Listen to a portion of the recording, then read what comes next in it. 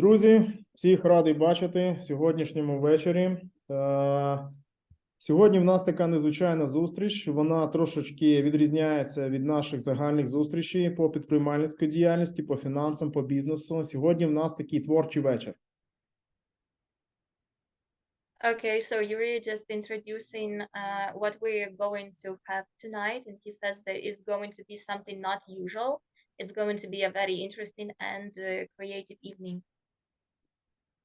Я думаю, що треба розпочати нашу зустріч з привітання дівчаток, жінок, матусь, доньок, сестер, подружок з вітанням з 8 березня. Я вам скажу від себе особисто, що жінки нас надихають на перемоги, жінки нас надихають на змінення цього світу на найкраще. Я впевнений, якщо б не жінки, то, напевно, і сьогоднішньої зустрічі також не було. Okay, Yuri just congratulated us with belated Women's Day, and he said a lot of good things about us, about women, so you just have to know this. And he said that without women, nothing is gonna work.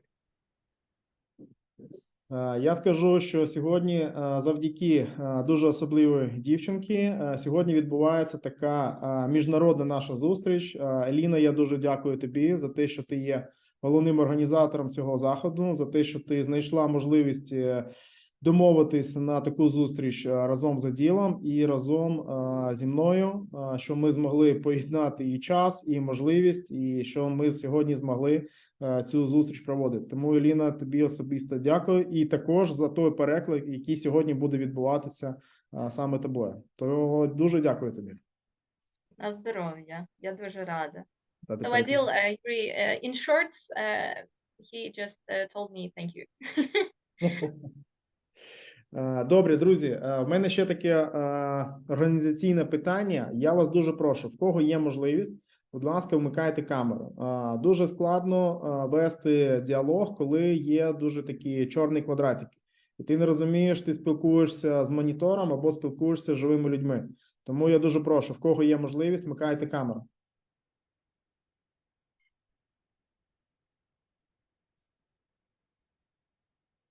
По організаційним ще питанням. У нас буде сьогодні переклад, тобто я задаю питання, Аділ буде відповідати. У нас буде такий формат діалогу, інтерв'ювання, тому в нас буде трошки по часу маленька затримка, коли Еліна буде перекладати те, що я кажу Аділу, і те, що Аділ буде відповідати. Наприкінці, я думаю, що в нас буде така можливість, коли ми зможемо поставити від кожного з вас по бажанню запитання саме Аділу.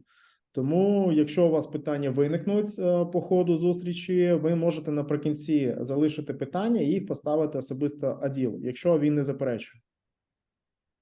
Okay, so Yuri reminded that we're going to have translation tonight. So after saying like a sentence, he asks everyone to make a pause so I can translate. And also, if we will have time, if we will have enough time in the end, everyone out of participants can ask their questions. So they're going to prepare questions during our event to you, of course. Amazing, amazing. Ну що, друзі, я пропоную розпочинати. Ми вже таку прелюдію дуже затягнули. Будь ласка, вмикайте камеру. Я дуже радий, що сьогодні на нашу зустріч погодилась дуже відома в своїх кругах людина. Людина з великим ім'ям, людина, яка має дуже творчу таку внутрішню особистість, людина, яка втілює свої бажання в щось дуже велике. Мені подобається, що саме така людина сьогодні погодилась вийти з нами на зустріч і розповісти, що таке творчість, як вона втілюється в бізнес, як на цьому заробляються гроші і як треба досягати своєї мети. Я дуже радий привітати з нами сьогодні Аділ. So Yuri says that he is very grateful that you found time to meet us, and he introduced you to everyone and told that you're a very unique person who is very creative. I don't remember exact words that he told about you, but they were all good words. So thank you for finding time for us. We're very excited to meet you. I'm so honored to be here. to be honest. I'm really honored, and to meet amazing friends from Ukraine, it's a great opportunity. I love it. Для нього велика честь бути сьогодні з нами, і він дуже хоче він дуже любить зустрічати з людьми з України, і це дуже велика можливість для нього, він просто в захваті. Це круто. Елін, скажи, будь ласка, що камеру можна вимкнути, щоб ми його побачили. Okay, now you can show yourself to the world. Занавес відкритий. You can turn Вітаю, on Аділ. camera.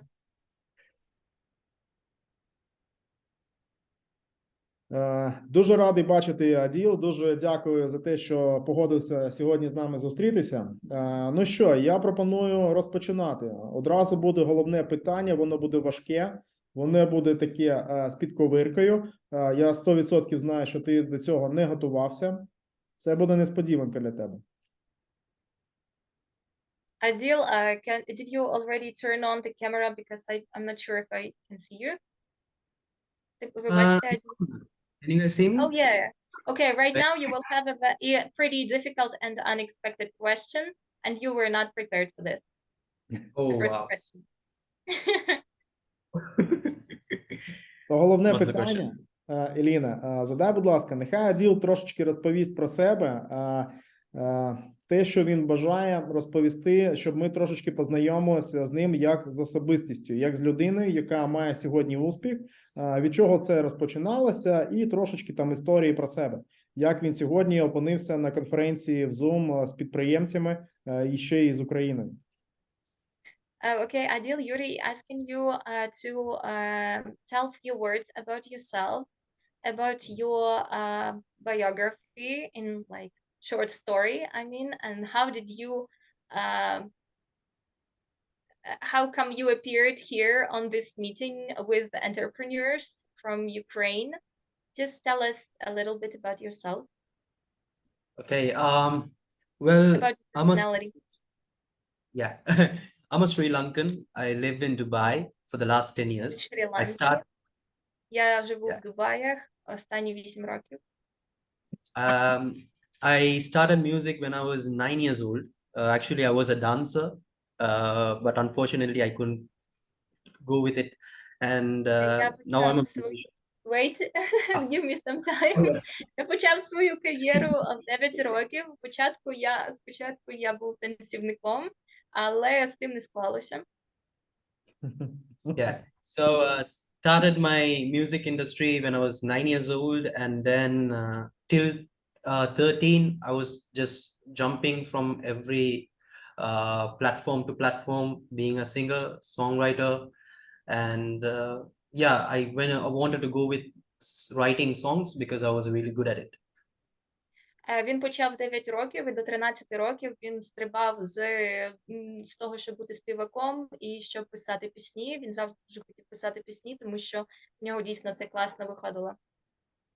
Супер. So basically, I was a brown skin guy from Sri Lanka who was sponsored by a United States label, and then my career jump started as a songwriter in that particular label, which I used to write songs as a ghostwriter by the age of 14.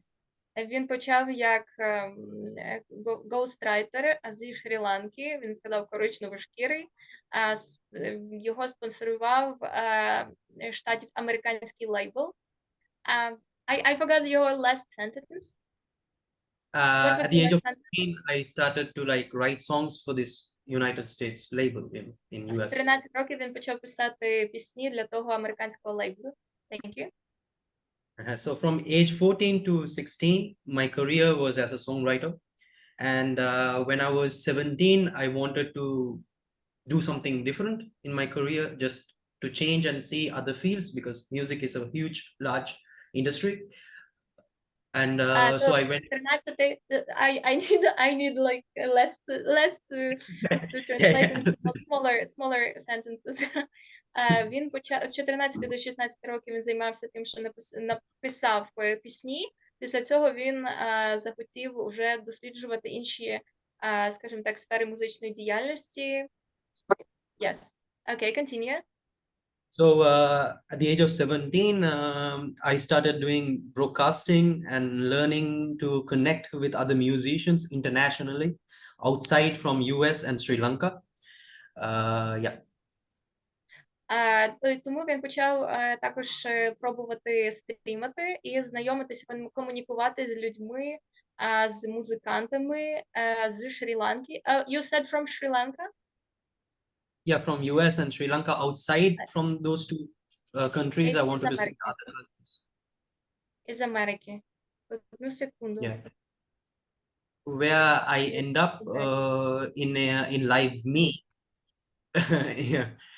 Where I actually yes, end up in Live Me, and I was one of the beginners who actually was in the application. Like we were one of the first people who joined the application at the time, and I got a chance to connect with so many people, like from every country. Like I have spoken to people to over 80 to 90 countries, musicians from. Він попав в LiveMe, коли вони тільки починалися. Він був один з перших стрімерів, і він отримав можливість спілкуватися з людьми з усіх точок світу. Він спілкувався з музикантами з 8-9 різних країн. So I used this opportunity to, like, in LiveMe, to create a community of musicians, artists, songwriters, whoever in the industry.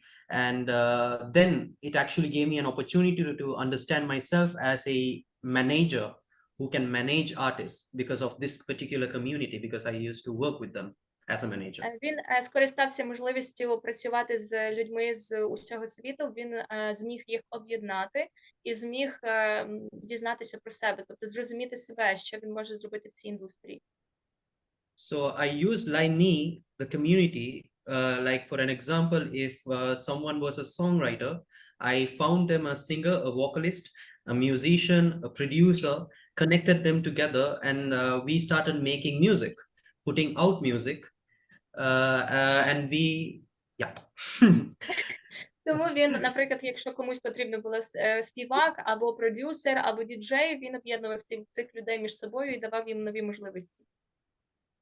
So I did this free of charge just for the experience, because I was really young for the industry. And experience is more better than money. So I did this for the experience, and yeah, we made around 17 to 18 tracks per year for the 2 years which I was managing this particular community. Він робив це безкоштовно, тому що він вважав, що досвід вартий більше, ніж гроші. І він зміг робити 17-18 треків в рік, користуючись цією можливістю. Thank you. Yeah. So I said funny thing. So this actually made me to start a record label with a friend of mine who I met in LiveMe. His name is Dave. We started a record label in Belgium to see how record label works, because artist management is totally different, but record label is something else. It's the next level. Yeah. Тому він створив лейбл з хлопцем на ім'я Дейв з Бельгії, тому що лейбл це трошки інше, ніж я вже забула, що. Лейбл це така особлива штука в музичній індустрії. So we started a record label, and most of my team members, producers, marketing team was in Ukraine. So we found, because we didn't have money at the beginning, so what we did, we used the college students who are studying in university, and we told them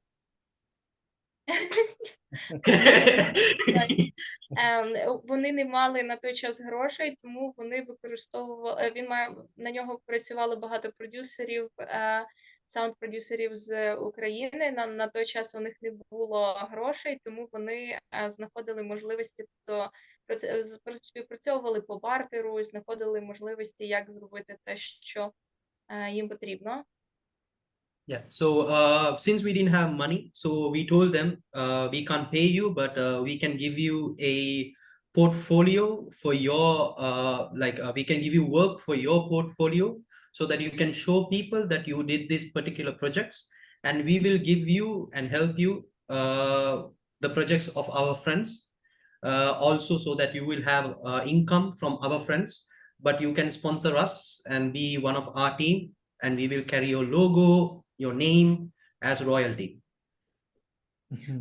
Він домовлявся на умовах бартеру. Тут він якраз намагається пояснити, які саме послуги вони обмінювалися. Тобто люди, які йому були потрібні, він їх зводив з іншими потрібними людьми і давав їм можливість ніби промоушен, забула слово. Тобто він зводив різних людей з іншими, і вони обмінювалися за рекламу, і так само він їм одразу пояснював, я не можу вам платити, але я можу вам платити роялті. Тобто, якщо ми цю роботу продамо, то ви будете отримувати відсоток з продаж. Дякую, Таня. So this is how I started my record label, but unfortunately the war started and my team actually scattered all over the world, and we got a chance to actually help some to come out of Ukraine at the first few days, but we did 6 tracks which was featured in some of the news blogs in Ukraine and also in Belarus. And we had few tracks.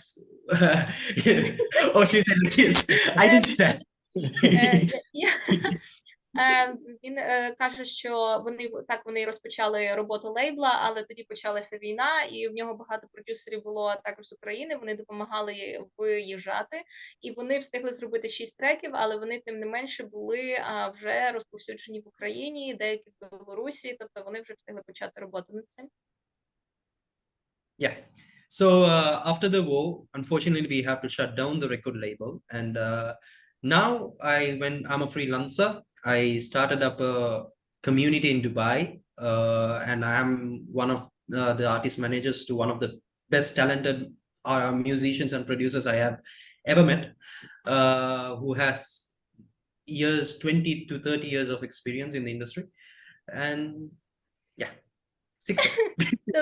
Коли війна почалася, їм, на жаль, довелося закрити лейбл, і він розпочав вже свою, скажімо так, кар'єру як фрілансер, як артист-менеджер, і він він став артист-менеджером дуже талановитого продюсера, якого 20 до 30 років досвіду. Боже мій, how old is he? How old is he? Well, Alex is around like 32. 32. Because I thought that you told that he has like 20-30 years experience. Yeah, he started when he was 16. Now he's 32 years. Ага, значить 16 років. Щось я недобре почула. Дякую. Thank you. So yeah, now since I started, it has been 1 year since I have come as an artist manager. We were featured. One of our songs was featured in one of the biggest radio channels in UAE, called Channel 4. Where? Dubai, UAE. In Dubai. Окей. Тому вже 1 рік, як він артист-менеджер, і одна з їх пісень була вже в найбільшому чарті Дубаю. Yes. And also Dubai Eye, one of the biggest radio stations, and Irish radio station. На одній з найбільших радіостанцій Дубаю. Yes, and a few of the blogs in Ireland as well as in Sri Lanka. And the amazing part is that the vocalist from this song is from Ireland and the producers are Sri Lankan. So the vocalist was featured in Sri Lanka on top 15 music. Her song was in top 15 in Sri Lanka, and also in Ireland, my Sri Lankan producers was featured as well at the same time. Are you talking about that music producer or a singer? Producer and singer, I mean the song. Oh, they made together a song. It Yes. was one of songs of your artist you're talking about right now. Одна з пісень того артиста була в топ-15 у Шрі-Ланці, and in Ireland. Yeah, in Ireland, some blogs we were featured in some blogs because the vocalist is from Ireland. Blogs. Blogs is like newspapers, online newspapers. Ага. Окей, я не дуже зрозуміла, що мається на увазі, але теж в Ірландії, тому що співак з Ірландії, який був в тому треці, то він ще був, навіть попав в газети, я так розумію. Okay, so it's like you told us the whole story till now, right? В мене є питання до Аділа одразу. Таке, з підковиркою, як зазвичай. Є? Аділ, скажи, будь ласка, в якому віці ти написав свою першу пісню? Скільки на це пішло часу? І про що саме це була пісня? Це була дитяча якась пісня, чи це вже була така доросла пісня? Okay, Adil, so Yuri is asking, how old were you when you wrote your first song? Tell us also how long it took you to write that song, and what was that song about? Was that childish song or something like more mature?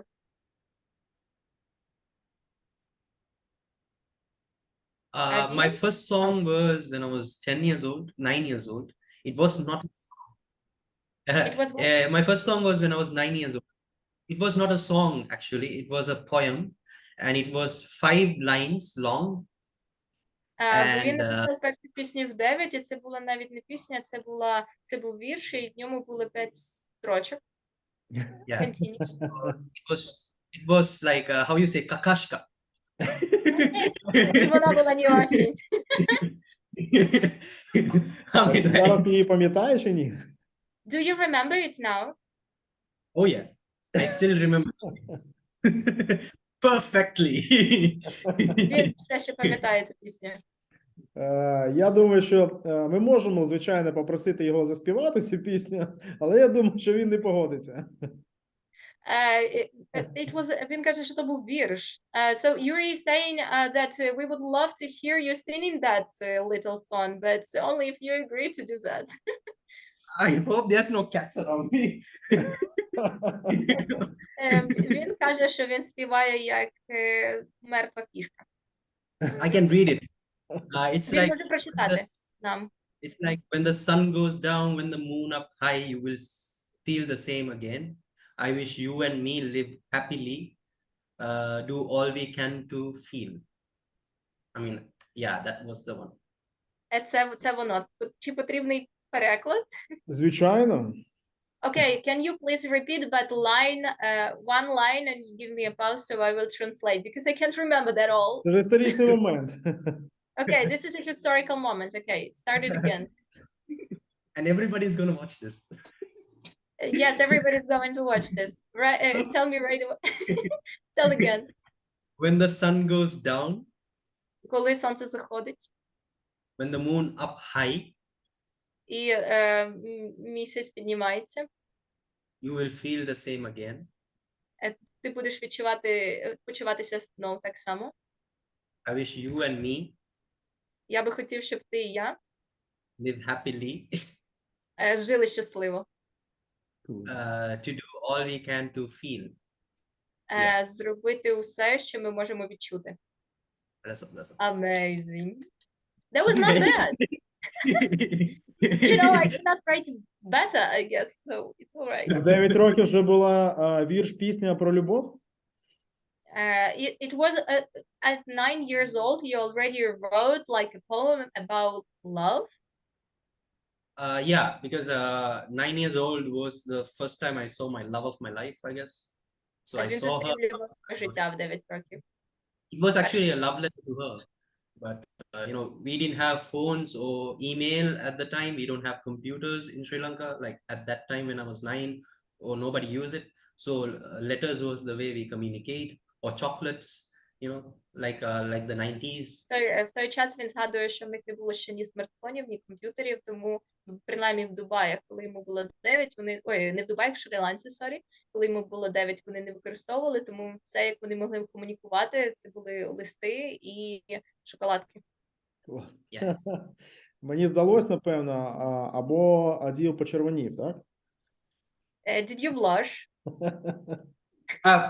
See, the thing is, when a brown guy blush, they turn into maroon color. So yeah. That turn into what? Maroon. It's like a berry, like cherry berry, you know. But you don't see. Він каже, що коли такий коричневий хлопець, як він, червоніє, то він буде такий, як перестигла вишня, щось таке. Я думаю, що не треба. Ми це побачимо згодом. Добре, в мене є наступне питання до Аділа. Аділ, скажи, будь ласка, як народити хіт? Скільки потрібно зробити спроб для того, щоб написати справжній світовий хіт, який буде дуже такий відомим у світі? Скільки спроб і скільки часу на це уходить? Okay, Adil, so next question to you is how to make a hit, how to make a really good song, how many attempts it take, and how much time it take to make it? Yeah. Well, there is no theory of making a hit, or there is no theory to be famous. Because if you have a theory, everybody will be famous. Немає теорії, як написати хіт, і немає теорії, як написати класну пісню, тому що якщо б була така теорія, всі б їх писали. Це робив би кожен дурак, да? Так. Okay, continue. So, I'll tell you, have you guys watched Equalizer? Equalizer? Yeah, the movie Equalizer. Wait, I need to find the name in Ukrainian. Wait. А він питає, чи ми дивились один фільм Equalizer, але в нас він може називатися інакше.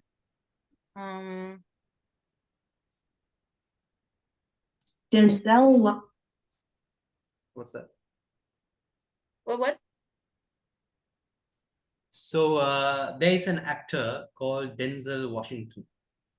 One second, I am trying to find this, the name of it. Give me a second.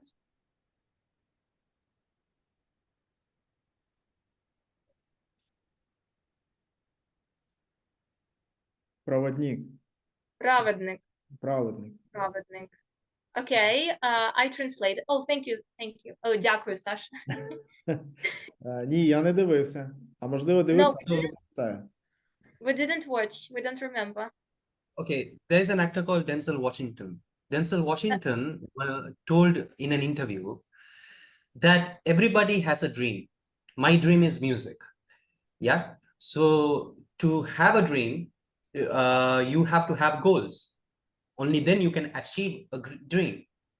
To have goals, you need to have. Yeah. One second. То там є актор Дензель Вашингтон, який сказав: я маю мрію, щоб досягнути мрії, треба мати цілі. Yeah.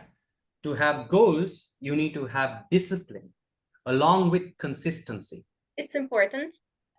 Щоб були цілі, щоб досягти цілей, я так розумію, ти маєш мати дисципліну, і в тебе має бути послідовність. Because without goals, the dream is useless. Because down the road, you will feel like drained and disappointed.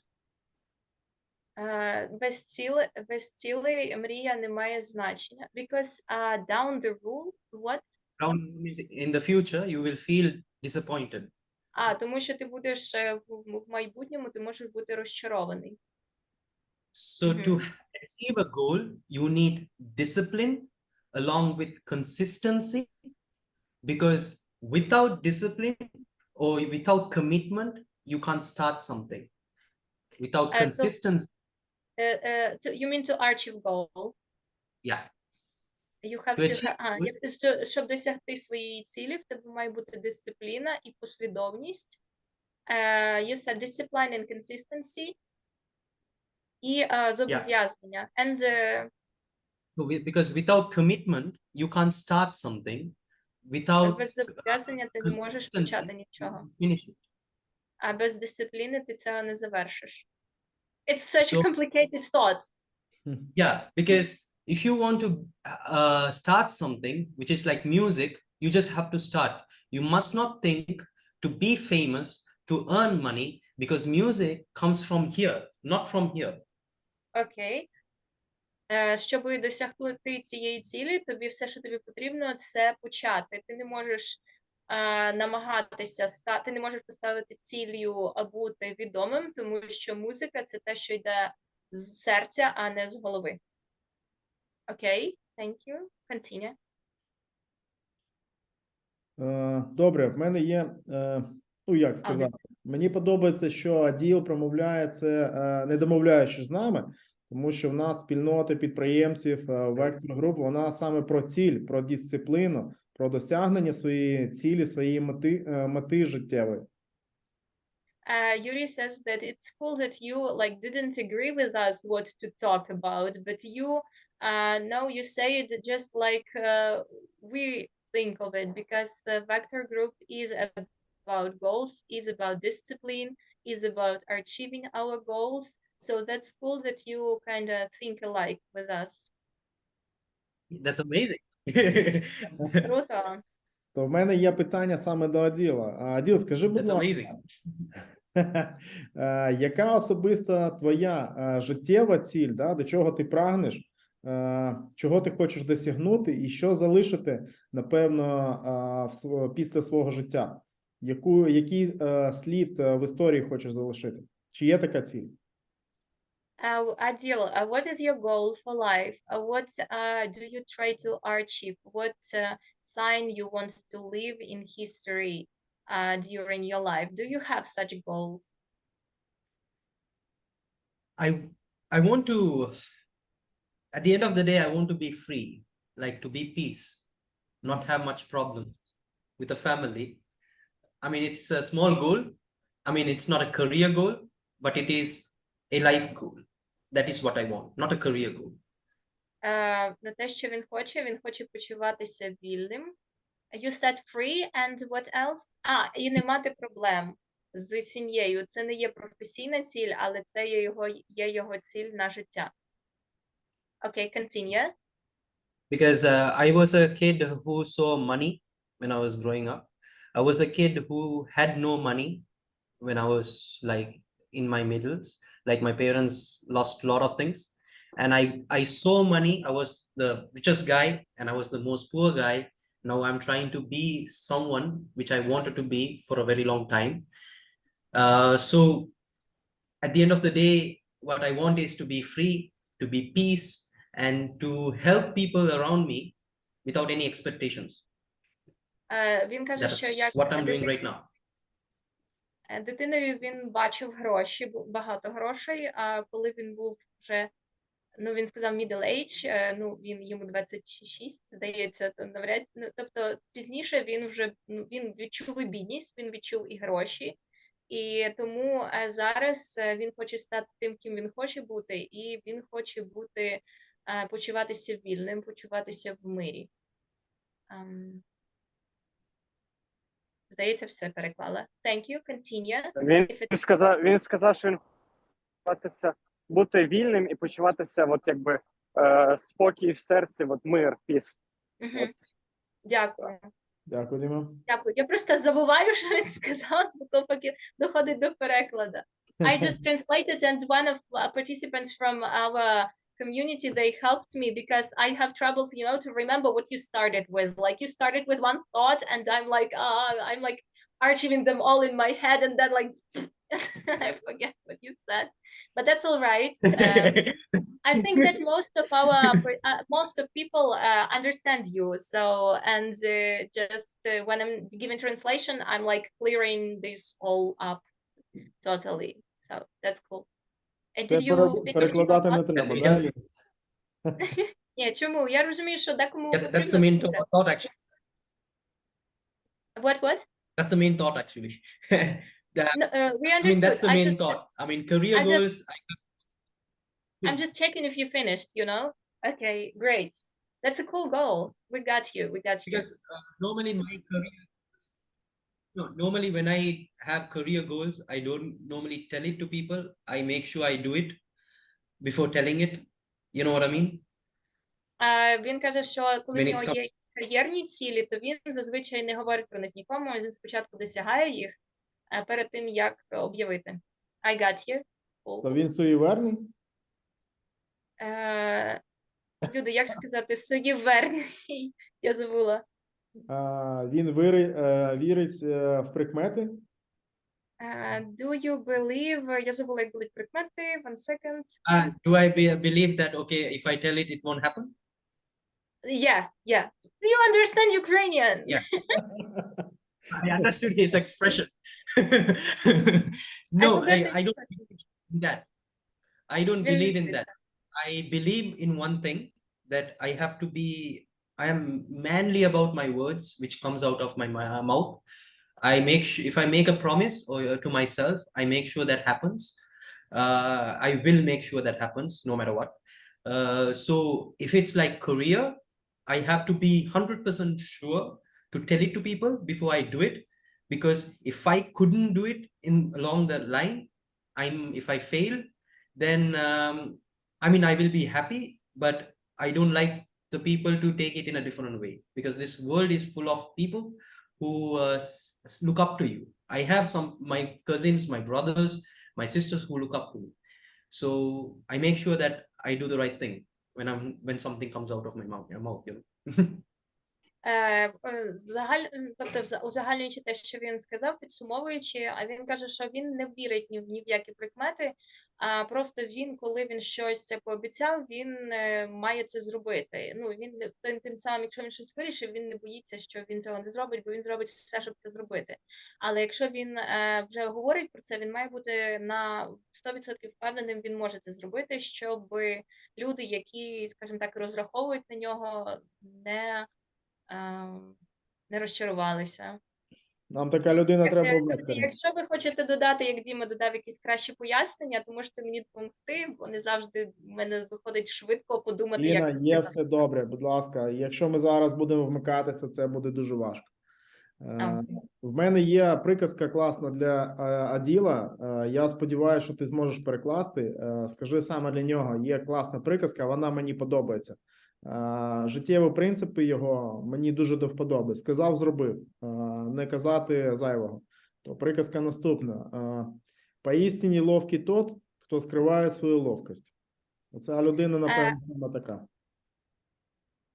Окей, one second, one слово. Okay, so Adil, Yuri says that he has one saying just for you. He likes very much your way of your thoughts, the way you're thinking about what you have promised to people, and he likes it really very much. That you said means you did.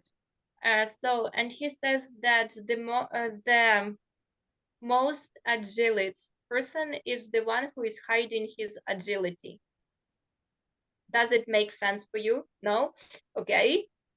Do you know dexterity? Okay, the really skilled person is the one who is hiding his skills, who's not showing off, you know? Yeah. I mean this. I agree. I agree. It's not that you don't want to teach anyone. It's just that our skills we learn from experience. So you don't have to teach skills to anyone. You have to teach experience to people, because so that they can example out of it. Так, як він почав цю фразу? Задумалась, да? Я не задумалась, він просто каже, що це не то, щоб ти хизувався тим, що ти вмієш. Просто він каже, якось пояснює, що коли ти вчиш когось, ти маєш вчити не навичкам, а досвіду. Практика, так. Якось так. Я зрозумів. Для мене зрозумілий фольклор. Саша, що нам доєднав? Так. Так. Добре. Є наступне питання до Аділа. Чи є у Аділа свій особистий кумир або людина, на яку він порівнюється? Да? І якщо він може сказати, хто ця людина, і що саме приваблює в цьому кумирі або в людини авторитет, на якого він рівняється, чи є ця людина якоюсь для неї такою дуже важливою в житті? Okay, next question to you. Do you have idols in your life? If you do have idols, what attracts you in that person? what you try to, what that person teaches you. That's a cool thing. What? Cool question. That's a cool question. Це запитання. I don't idolize anyone, actually, to be honest. Він не ідеалізує нікого взагалі. Because when somebody look up to somebody, they try to act like them, do what they do. It is the human nature. So I idolize myself. Give me just more like short sentences. Thank you. Тому що він каже, коли ти ідеалізуєш когось, ти намагаєшся думати і діяти так, як та людина. So I idolize my past person, me, but yesterday. I look up to him today, and I see what he did, the mistakes, and I learn from them, the achievements he did, and I learn from them, you know. So I idolize myself. Він ніби як ідеалізує себе в минулому, і він дивиться, рівняється до себе, і він дивиться, які він помилки зробив, або що він кльового зробив, і що це може його навчити. Continue. Yeah, so that I learn from my mistakes, not from somebody else's mistakes, because it's their life. Looking up to them and doing everything or learning from their challenges and failures, it doesn't teach me anything because I am not going on the same path as they are.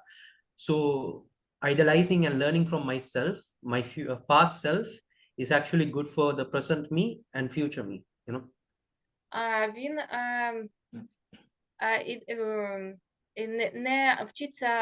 Він вчиться на своїх помилках, а не на чужих помилках, тому що ті люди, які роблять там чужі помилки, скажімо так, вони йдуть іншим шляхом, і тому він не вважає, що він не може в них навчитися, тому що він не піде їхнім шляхом. Тому він намагається вчитися на своїх помилках. Thank you. Welcome. Добре, наступне питання, але вже переходимо до самого цікавого. Аділ, скажи, будь ласка, яку саму велику суму грошей ти заробив за свою творчість? Скільки часу ти до цього йшов? So the most interesting question from Yuri, he is asking, what was the biggest amount of money you've made by your creativity, and how long it took you to get there? You know, I knew. Разу лиця оживилися, бачиш очі всіх інших учасників наших. Всі такі, скільки ж він Everybody got заробляє? excited, right? So it was like he did this, and I learned from it. And he says that all participants right now are like this. He means all participants have right now fire in eyes, and they are like, oh, the most important thing. Okay, I am going to be open with you guys. I want to be truthful because this is a moment where you should be truthful. I came to the industry very young, so people used me in a very different way. They used me, they stole from me. Yeah. Він каже, що він мусить бути тут відвертими з нами, тому що це таке питання, в якому він мусить бути просто відвертими з нами. Він почав в цій індустрії з дуже малого віку, і багато людей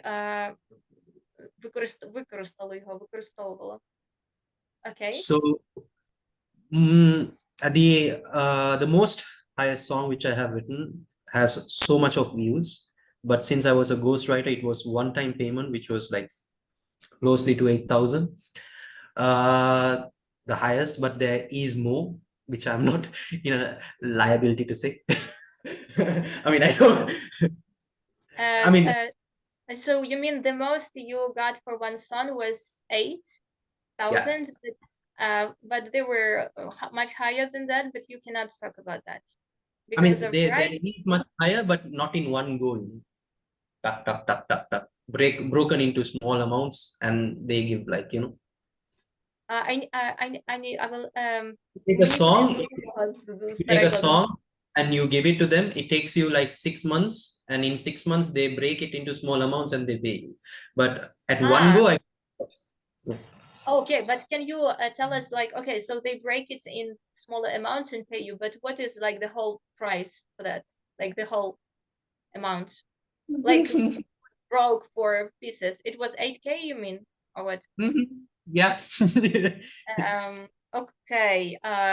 Ну, він каже, що десь приблизно 8 тисяч доларів за одну пісню. Yeah. Але він, ну, були там, тобто він каже, що вони зазвичай, коли він отримує гонорар за пісню, вони ділять їх на маленькі, на менші суми, там на півроку, і гроші заходять півроку. Він це має на увазі. What happened to this? Що сталося з цим? Я думав, там заробляють мільйони, десятки мільйонів. Yuri says that he thought that you can like earn millions and 10 of millions by doing that. Oh, you can. Так, ти I можеш. didn't want to. Because What? you see, music is not my job. I am actually in logistics. I am a vessel operator. I'm in charge of containers, and it's an amazing job. Music is my passion. Not willing to earn from it, but if I want to earn from it, I will be doing it in a different way, not by writing songs to other people and selling them. Він каже, що його основна робота, я не дуже зрозуміла, я не дуже знаю, як це перекласти. Тобто він працює ніби як Пешен, ще він, на здається, сказав. Як?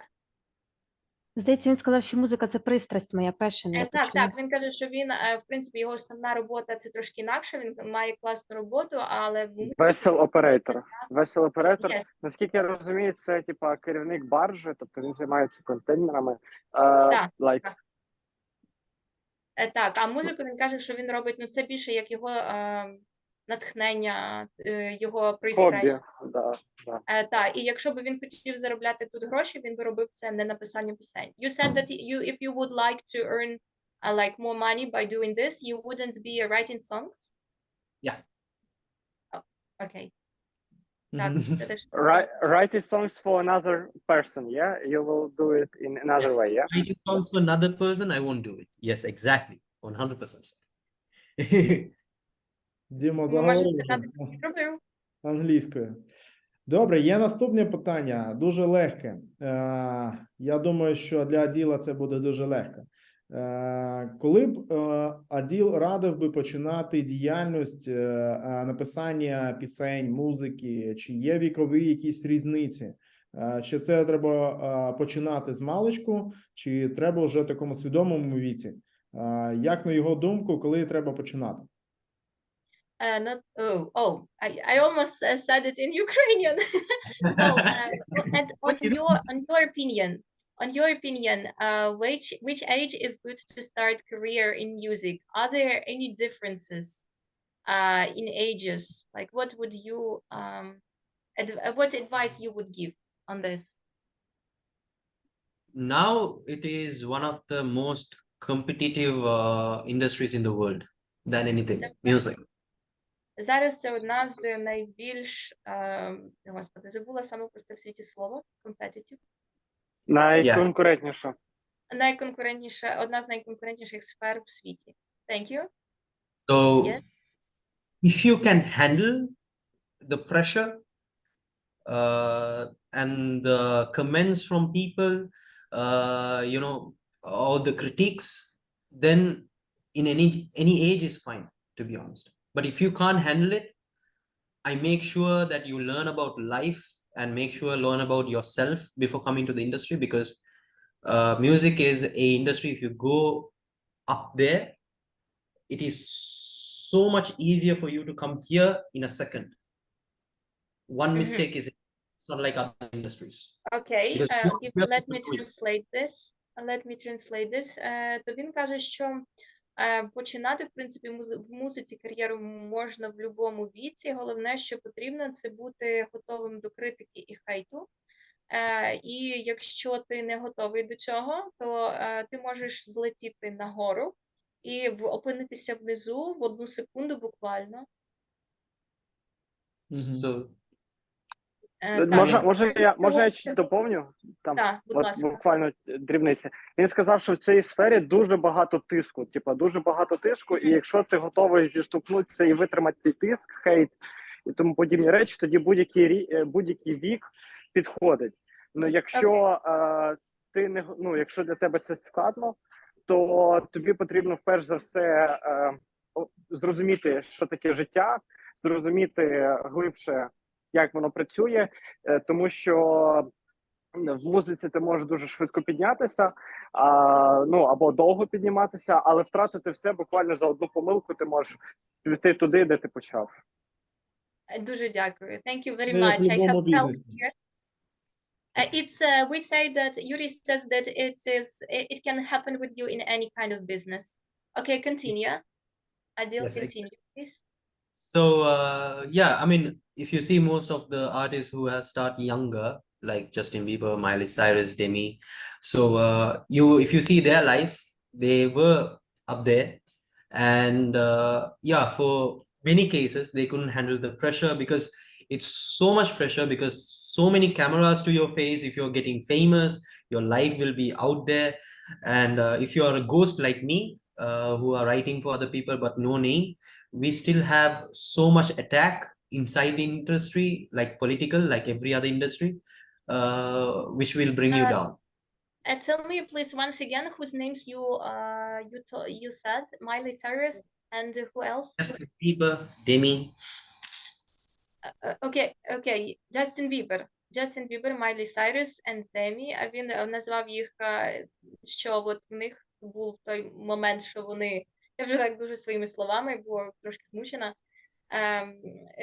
що вони якраз, в них були такі моменти, коли вони взлітали, і на них було дуже величезний тиск, і вони ніби ламалися під цим тиском. І він каже, що навіть якщо ти як привид, ghostwriter, тобто такий привид, тобто той, хто пише пісні, продає їх, і ці пісні не використовують його імені, навіть на нього є дуже великий тиск. І навіть, you said even political Yeah, you have pressure? political, like everybody, not political pressure like from the politicians, no, political in the sense I see. inside the industry, Політичний people тиск, але like, в музичній індустрії. Він каже, що навіть він витримує досить великий тиск. same thing happened to me. Yes, то саме з тобою відбувається. This happens to you too. Okay. Добре. So you say that any age is good. Any age is good if you can handle it. What about performers? If you want to be a performer, like a singer? If you want to be a singer, well, it depends, like what kind of a singer, in which kind of it. Like you have performance artists, you have recording artists. So performing and recording, like, you know, both, like I told you that day. So it doesn't actually have an age, but if you want to be a performing artist, there's so many regulations you have to follow. It depends on the industry, like it depends on the agent, depends on the agency you're working with, the company, record label, so many things. Окей, я ще просто перепиталася, як на рахунок того, якщо ти хочеш бути артистом, якщо ти хочеш саме виступати на сцені. Аділ каже, що все рівно це дуже залежить від того саме, яку музику ти хочеш, тобто в якому жанрі ти хочеш виступати, і чи ти будеш типу артистом, який виступає, чи артистом, який записується. Окей. So now at this moment, since we have social media, TikTok, Instagram, Facebook, different live platforms, you actually don't have an age. Even if you're 100 years old and you have content and you know what you're doing and you have an amazing talent in what you're doing, you are an artist. I mean, people will love you and you can perform, you can go out there. Він каже, що зараз в еру, коли ми маємо соціальні мережі, то тобі може бути і 100 років, якщо в тебе є класний контент, крутий контент, якщо в тебе є талант, то ти зможеш, тобто ти можеш починати, в принципі, і в будь-якому віці. Тобто зараз вікові можливості, скажімо так, більш розширені зараз. Добре, є зустрічне питання таке, дуже цікаво. Мені особисто цікаво. В кого більше шансів стати відомим, таким заможним, співаком чи гуртом? Це звичайні хлопці, які грають на вулиці, і вони мають дуже класні голоси, вони грають там класну музику. або людина, яка має такий середній досвід там виступу, там співу, але яка має там якийсь певний бюджет для своєї розкрутки. В кого набагато швидше буде успіх? За ким саме? За вуличними хлопцями чи за людьми, яких є трошечки коштів? Що переможе? Okay, so interesting question to you. Yuri is very excited to know your answer. Who do you think have more chances to become famous and rich musician? People like some guys, let's say from the street, who who have really nice talent, who make great music, but we say artists from the streets because they kind of don't have opportunities, they like don't have money, right? So do they have more chances, or the person who has like mediocre talent, like nothing too much, but that person has really good budget for promotion? So who has more chances to become famous and rich and good, successful in this field, in this industry? It's an answer to think. Це таке запитання, треба подумати над цією відповіддю. Okay, take your time. Every most famous artist in like in the world right now came from the street. Кожен відомий співак, який зараз є, прийшов з вулиці. Because now it's totally different. Now you have, like I said, social media, that and this, promotion, but they will be famous up to a point, and from that onwards, they won't. But the artist who comes from the street, they have that raw talent, different kind of music, that fresh music.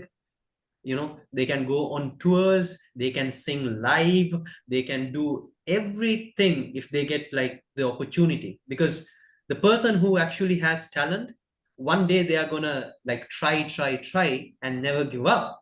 They're gonna get an opportunity, 100%. This is karma. I believe in karma sometimes.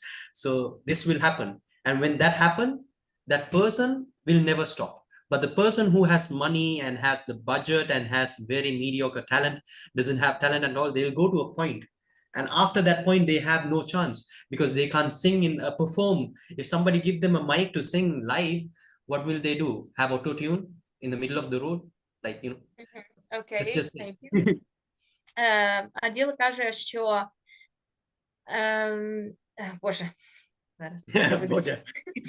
Тобто він каже, що якщо це талановитий, як він каже зараз, в наші часи, ось чого він почав, як він вже казав, зараз є соціальні мережі, є тіктоки, є інстаграми, тобто набагато легше себе розкручувати без грошей. І якщо музикант дійсно талановитий, і він ніби як дійшов до тої точки таланту, то він, якщо йому тільки дати можливість, він може робити все. Він може виступати лайв, його можна відправити в тур, і він буде рости, він буде розвиватися далі. І цей музикант, він буде намагатись, поки він не отримає ту можливість заявити про себе світові. А людина з грошима, ну і що, їй дадуть, вона досягне якоїсь точки, звісно, але далі вона не зможе рухатись, тому що їй дадуть мікрофон, а вона що? Вона не може лайв співати, вона не може ніяких, тобто якщо в неї немає дійсно таланту, вона не зможе далі розвиватися. Тому однозначно справа за талановитими, в них більше шансів. Тобто, резюміруючи, наполегливість, постійна праця перемагає якусь заможність. Тобто труд і постійна праця, вона виграє перед грошима, так? So the work, like if you working hard and if you try, this means more than big money, big budget, I mean. Yeah. It will win. It's easy. Like this is an easy thing. A person who works hard, have experience, that means they have more, how we call it, they have more, I can't remember the word. Okay, they have more scope they have more ideas, they have a huge vast creativity around the world. They take everything from their surroundings. But the person who has money and who use this to go up their promotion, that and this, but they don't have much talent, they use other people's creativity to do their work. But if they can't find it, then what will happen? Down. Easy. Because they find the shortcut is not. Талановиті люди, які дійсно важко працюють, вони мають велику, тобто в них є велика креативність, вони використовують там все навколо них, щоб, я так розумію, творити, тобто любу можливість вони використовують. А якщо в тебе просто є гроші і ти хочеш піднятися за рахунок грошей, але в тебе немає ніби цього відчуття, немає таланту, то тобі тоді потрібно використовувати інших креативних людей, тобто, грубо кажучи, там використовувати креатив іншої людини, так? Тобто талант іншої людини. І виходить, якщо ти не знаходиш такий талант, або там вони не можуть, не зможеш знайти людей, які будуть на тебе працювати, то що ти можеш робити з тими грошима? Нічого. Супер, дякую. Cool, thank you very much. It's a great answer. У мене є до Аділа наступне питання. Серед нас я знаю, що є талановиті початківці, да? Талановиті люди, які хочуть будувати свою власну кар'єру. Які б 3 головні поради Аділ би надав людям, в кого є талант, і які сьогодні хочуть отримати такий досвід або пораду, як треба рухатись, що б він порадив? А ти маєш на увазі серед нас взагалі, тобто серед нашого ком'юніті? Прямо тут, в Zoom. Прямо тут, так. Прямо тут, в Zoom. Okay, so Adil, the next question to you is, like in our community, we have people, nice to see you, Dima, happy to see your face. In our community, we have some talented people who are right now eager, like they want to start their career in music industry. They are really talented and cool people, but they are just the beginners. Which main 3 advices you would give to them as the beginners? What to start with? What their steps have to be? Okay. Okay. One thing is that research. You have to research the market. It's like every other industry, every other business, music also, because they want to be somebody in the industry, they have to research what kind of music is on the list right now, what kind of music is like popular, and they have to make sure that they have to do something unique outside of their research, outside the box. Перша порада, яку би він дав, це потрібно провести дослідження. Таке саме, грубо кажучи, маркетингове дослідження, яке проводять усі початківці будь-якого бізнесу. Потрібно дослідити, яка музика є, які стилі є, що вже присутні на ринку, і знайти свою унікальність. Треба мислити за межами, я такий вислів, outside the box, за межами рамок, за рамками, поза рамками потрібно мислити. Конкурентна розвитка і ОТП. Yes. По нашому словам. Thank you. Then next advice. So mostly like for an example, if you take DJs, to do DJs on a gig, every DJ, they always listen to music. They always study the music so that they know what song is mixed with another one. DJ's main work is mixing songs, yeah, and making the crowd go woo, you know. So when you have the most modern hit songs, like the crowd will go woo because they know the song, and the DJ has to understand and study the crowd. He has to study what kind of music he's playing.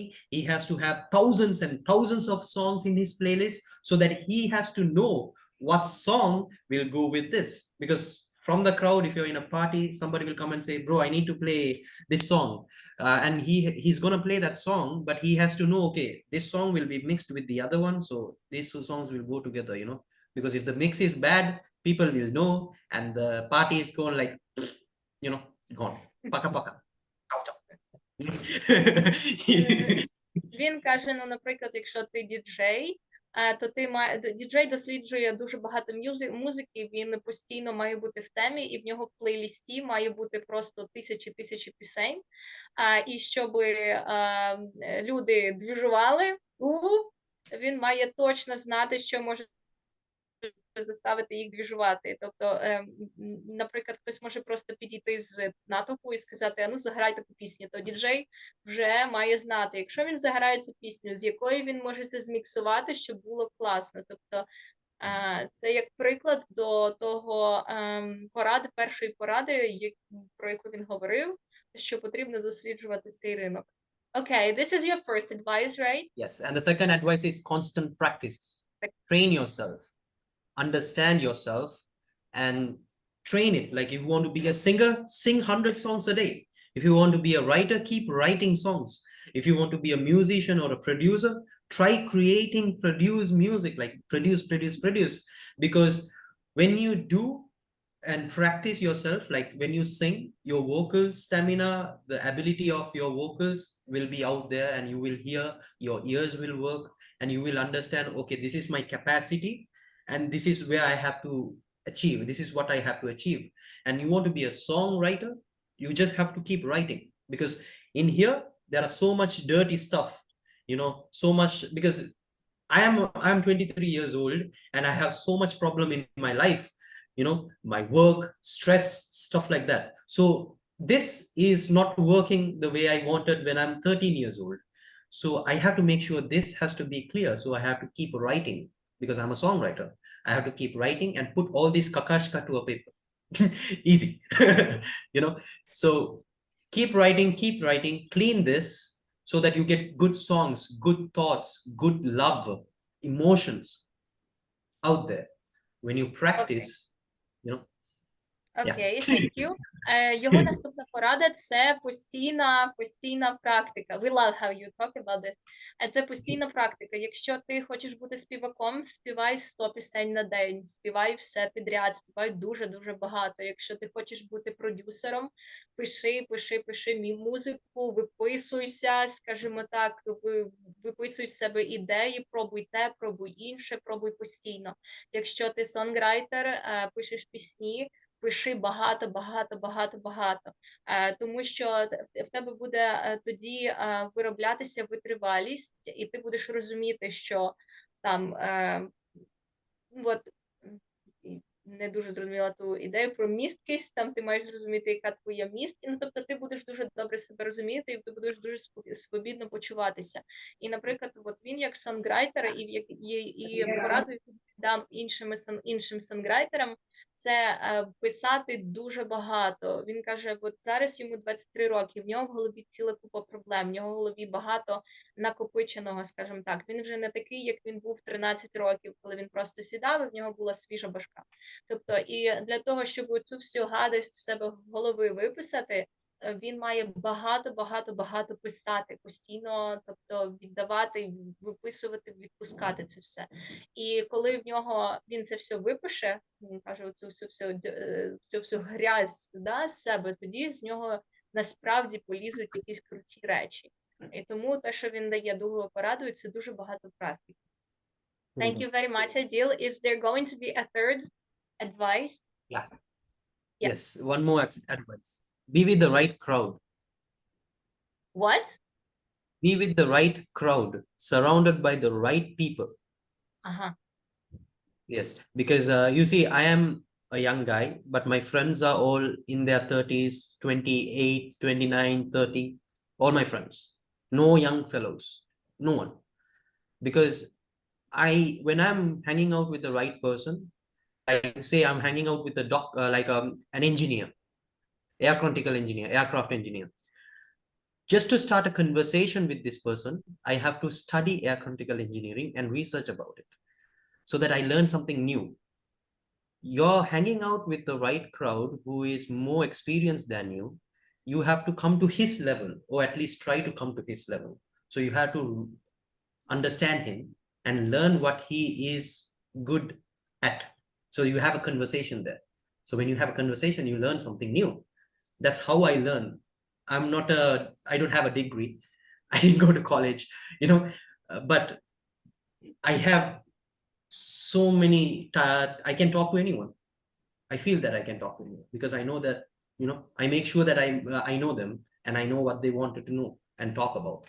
So there's a conversation. That makes you a people person, and that makes you good in anything and everything, you know. Окей, що Аділ дає третю пораду, потрібно знаходитися серед правильного оточення. Наприклад, йому 23, але більшість його друзів, їм 29-30 років, більшість людей, з якими він спілкується. І завжди, він каже, завжди перебувайте в оточенні тих, хто досяг більшого, ніж ти, в якого більше досвіду. Він каже, наприклад, я не знаю, як перевести Minecraft Engineer, ну, допустим, він одного спеціаліста називає, от, допустим, щоб з ним поговорити, він каже, мені потрібно зробити реально дослідження, реально підготуватися, щоб бути на хоча б на одному з рівні з ним, щоб задавати правильні запитання. Ось, і тому, коли ти знаходишся серед людей, які набагато більш досвідчені і успішні, ніж ти тянешся до їхнього рівня. Дякую. There's a small word for this. It is called Joey effect. You know Joey from Friends, the TV series? Yes. Yes. When he starts a conversation with a girl, he says, "How you doing?" Yes. You know? So it's like the same. You start a conversation like that, then the girl's like, you know, and they, you know, hit it up. I didn't really understood the Joy effect. Like, I know this show by heart and I know this how you doing, but yeah. So when he's like going to a girl and he says like, "How you doing?" Yes, and yeah, I know this. Like, "Oh, Mamma Mia, I'm coming behind you." You know, same thing. To start a conversation with the person, you should know how he reacts. You know what he wants to talk about. Окей, я перекладу. Тобто він каже, є таке розуміння, як ефект Джої з друзів. А він, коли підходив до дівчини, він казав типу таку фразу. Я не знаю, як на українській він в фільмі в серіалі це каже. Він типу how you doing? Типу, як в тебе справулі? Ось, і він наводиться як приклад, але чесно, я не дуже зрозуміла, чому саме цей приклад. Можливо, він має на увазі, що коли ти підходиш до якоїсь людини з запитанням, ти маєш розуміти, як і на яке питання він зреагує. Круто. Тобто ти маєш знати, як підступитися, щось таке. Тобто, це так, як я зрозуміла. Чому цей приклад, не знаю. Ну, Добре, просто добре. він не дуже той розвинутий, той Джої був, тому я не дуже зрозуміла. Але, типу, не мається на увазі, що так, коли в тебе, типу, ти готуєшся до того, щоб поспілкуватися з людиною з вищого оточення. Ти морально і там фізично готуєшся до цього, і ти маєш знати, що задати, як заговорити, і саме це дозволяє, заставляє тебе рости до їхнього рівня. Добре, в мене є наступне питання. Воно буде складне для Аділа, але перед тим, як його задати, я хочу попросити дозвіл, щоб Аділ в нашому чаті розмістив посилання на його особистий інстаграм, щоб ми змогли там подивитися, хто ця людина. А наступне питання буде, ти переклади йому, а я потім питання поставлю. Але я думаю, трошечки ми його зачервоніємо, в краску вгонимо. All right. Yuri is going to ask you the next question, but before that, he wants your permission to share your Instagram in chat so everyone can look your Instagram page. Yes, sure, 100%. No problem. Can you please share in chat right now? Can you? Yeah, I think of one second. Yeah, just in chat. Do you see? Yeah. То він зробить. Аділ каже, да, нема питань, він зараз поширить своє посилання. О, дякую. Дякую, Аділ. Але ж ти не знаєш, яке буде питання. But you don't know what the question will be like. I am ready for anything. Він готовий до всього. Добре. Let's go. Друзі, я вам часто дуже, хто зі мною там особисто спілкується, я вам завжди кажу, що мені подобаються люди, які є дуже сором'язливими. Тобто вони щось роблять дуже велике, а коли їм задаєш питання, як ти так можеш робити і бути при цьому таким сором'язливим, це для мене там, дуже дивно. Перекладимо, будь ласка. Що ти любиш таких людей, чи для тебе це дивно? Да, що я люблю такі, я поважаю таких людей, які дуже велико чого роблять, але є дуже сором'язливими. Okay, so Yuri says that he likes very much people who are very modest about themselves, like very modest. People who actually do just great things, but they are very modest and they always like talk a little about themselves and think not so much about themselves. And he's really surprised how this can be, how people can be so modest when they are doing such cool things. Так ось I'm буде not зараз modest. запитання до нього. Okay, get ready for question. Друзі, ви зараз будете переходити на посилання, да, в інстаграмі, побачити, наскільки відомий Аділ. Ви там дуже здивуєтесь, тому що ця людина, щоб ви розуміли, да, він має більше 350 мільйонів переглядів його написаних пісень. Але коли ви заходите в інстаграм, то ви бачите, що це дуже сором'язлива людина. Як він це поєднує? То в мене є питання.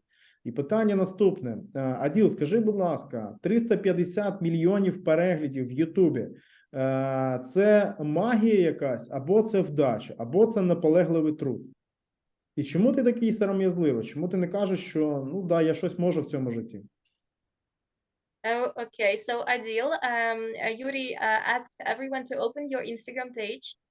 And he is saying, like, look, guys, this person, meaning you, you wrote a song which has more than 350 million views on YouTube.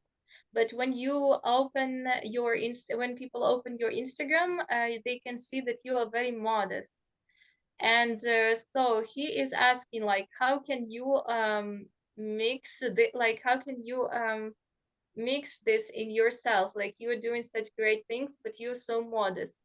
And also he is asking that how, like, 350 million views on your song on YouTube, was that magic, was that luck, or was there a really hard work? It's not magic. It's not hard work as well. It was not luck. It was just a person coming to me and saying that let's write a song, and we wrote it, and the song was sung by the right person who was a popular artist at the time, and one of the best promotions ever happened when he wanted the song to be accepted in his album, because we wrote this song for a movie. It was not for an artist. So it was actually not luck, to be honest. It was just something happened in the right moment at the right time, and I was a part of it, for an example. So you're saying So, that you first wrote this song for a movie, and you said that it was a hard work to accept this for an album? Explain no, this. we wrote this for a movie, and a artist actually the guy who actually sang this song, he approached the particular producer, and he told, no, this song, I need it in my album. How much do you want it? How much do I have to pay? So he was like, so the producer let was me like, okay. translate before I forgot all story. Аділ каже, що це була не магія, це була також не велика праця, і це була не удача. Просто людина попросила його, один продюсер попросив його, він написав цю пісню, одна людина попросила його, wait, I forgot. Просто ця пісня була, тобто знайшлася правильна людина, яка помітила цю пісню, і знайшовся правильний співак, який цю пісню заспівав, і він на той момент був дуже популярним. Тобто зійшлися зорі, грубо кажучи, в цьому місці, і він Аділ каже, що він просто його пісня ніби опинилася в правильний час, у правильному місці. І він каже, що взагалі-то цю пісню вони писали для фільму, але той співак, який записав цю пісню, він її побачив чи почув, і він сказав, ні, я хочу цю пісню, і він реально за неї боровся, і він типу, скільки ви хочете за неї? Okay, you can continue. It's not only me who's actually involved in this particular song. There's so many people actually involved. It's not only me. I was just one of the co-writers of the song. There was a main writer there, and And we wrote it in actually 3 days, actually, not that much. The whole song was written and produced and everything was in 3 days. We wrote the song in less than 2 hours. And more easy, Він because що він ж не робив це, тобто він не єдина людина, яка була включена в цей процес. Там було дуже багато людей, які працювали над цим. Мається на увазі, тобто це не тільки ж пишеться пісня, тобто є і людина, яка продюсує музику, і та, що обробляє, і той, хто співає, і той, хто продає. Тобто це командна робота завжди. І він був один з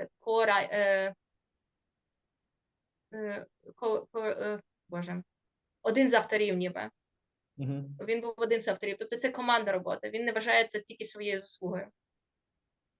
So the credit should not go to me. The credit should go to the whole team. There was 6 people in it. I mean, the credit should not only go to me. Like there was 6 people in it. They worked equally hard. Most of them worked more than me. So the credit should go to the whole team. Like the whole team. Тобто це заслуга команди 6 людей. І деякі з них, він вважає, працювали більше, ніж він. Тому це не його тільки заслуга, це заслуга цілої команди. Юрій says that, you modest. Like, you're very modest. No, not exactly like this, but he says that you're very modest. I mean, it's the truth, yeah. It's the truth, because no person in this world can achieve something alone.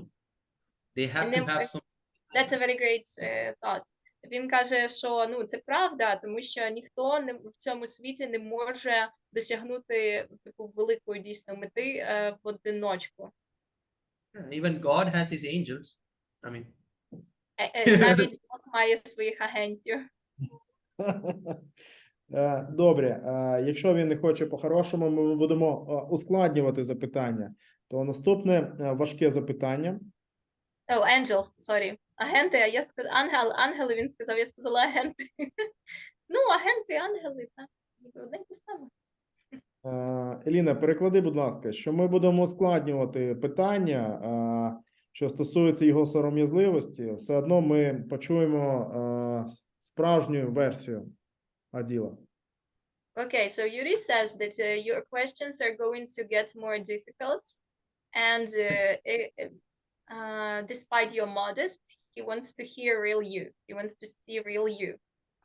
Ooh, scary. Наступне питання провокаційне. Я ж все одно хочу докопатися до справжньої там історії.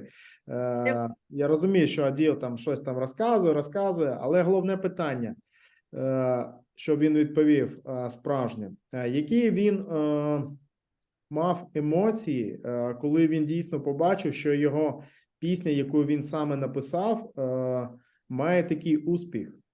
Що він при цьому відчував внутрішньо? Які перечуття в нього були? Okay, so the next question... Не на камеру працюємо, можна і справжні емоції додати. All right, so Yuri says that the next question will be quite provocative.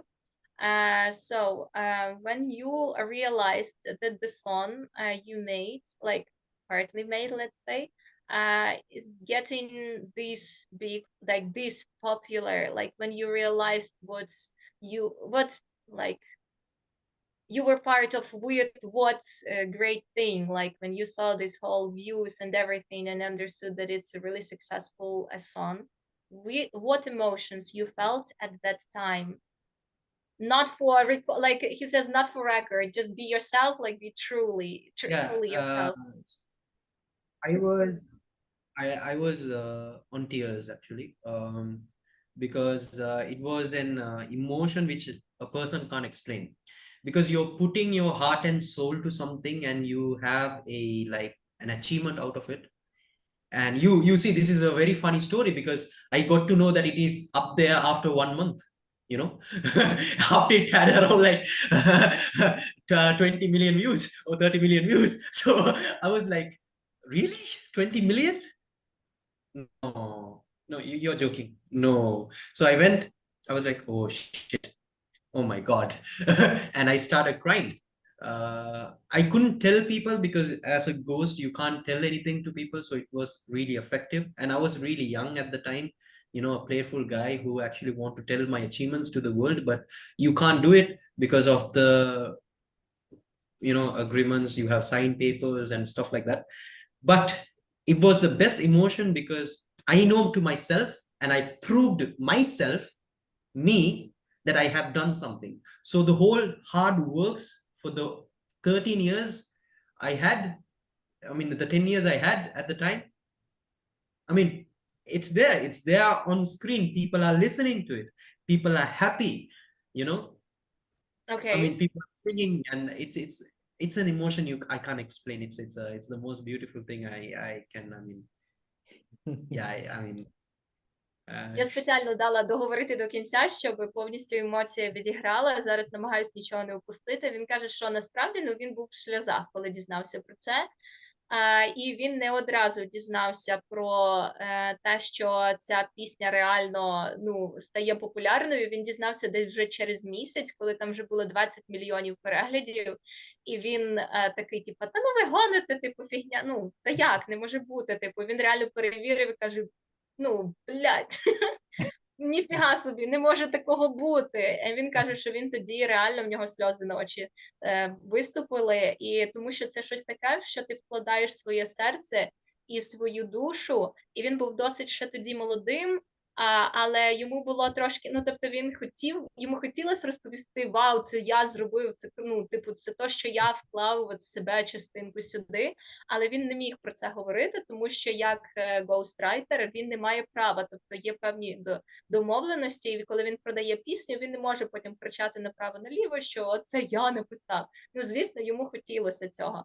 Ось, але тим не менше він знав для себе, що він це зробив, він зміг, тобто роки праці окупилися, під час яких він там багато писав. Він ще не казав про це, але він написав за життя вже 15 тисяч пісень. Тобто на той момент він пише постійно. Тому на той момент я зараз попрошу дозволу там сказати, що він мені розповідав з приводу тих 15 тисяч пісень. Тобто на той момент це вже була дуже велика робота пророблена. І він зрозумів, я можу, я це зробив, ось воно там. Тобто, тому для нього це було дуже один з... він каже, це людина не може передати, що це за відчуття, і це найкраще відчуття взагалі в житті. Thank you, Adil. I made sure not to mention everything you said, not to forget anything.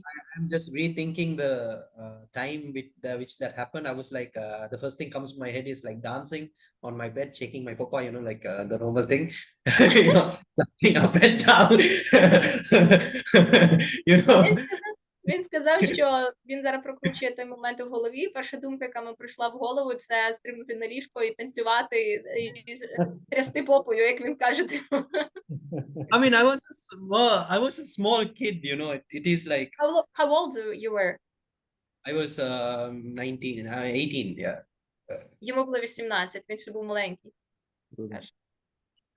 Maybe it happened in... 350. Oh, I wanted. Can I share that information that I asked you before?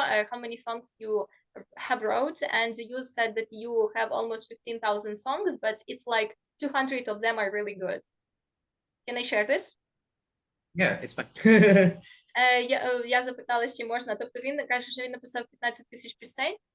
Оце ще раз доказує, чому він каже, як багато треба практикуватися. Тільки 200 пісень з них він вважає реально класними. Тобто тільки 200 пісень, тобто тільки деякі з них вистрілили. Але насправді це дуже-дуже багато роботи. I'll just prove it to you. I have some papers. So this is a old kind of stuff. It is a very old book. So these are all songs which I have written. You are... So, this is from 2014. Це з 2014-го дуже старий зошит, в якому в нього купа пісень. Він нумерує пісні, коли він їх пише. Я вже It's a very bad condition. So you put all your, like, first you are making lyrics somewhere else, like on the napkins, and then you put it into your book? No, I always make sure to record something. So I had an old recorder. When I was a kid, I didn't have anything. So I used to write everywhere I find. Wall, tissue paper, in my hand. Yeah. I used to write everywhere. I wrote in my friend's t-shirt once in school when I found a song. So many places, like everywhere. I write everywhere when I hear something. Now I have my phone, so I record it. So I have some songs. Okay, I got it. Він каже, що зараз, ну, тобто він там показав книгу, я впевнена, що це не єдина книга, яка є, тобто ще це книга за 2014 рік, він казав. Зараз він, ну, має завжди біля себе телефон, звісно, але коли він був маленький, він написав на всьому, що тільки йому попадалось під руку, це могла бути серветка, це могла бути стіна, один раз він написав пісню на футболці свого друга, тобто він писав всюди, де тільки міг. By the way, the song you are talking about before, I wrote it in the chorus, or the main point of that song was written when I was flying to Oman on a tissue paper. You were what?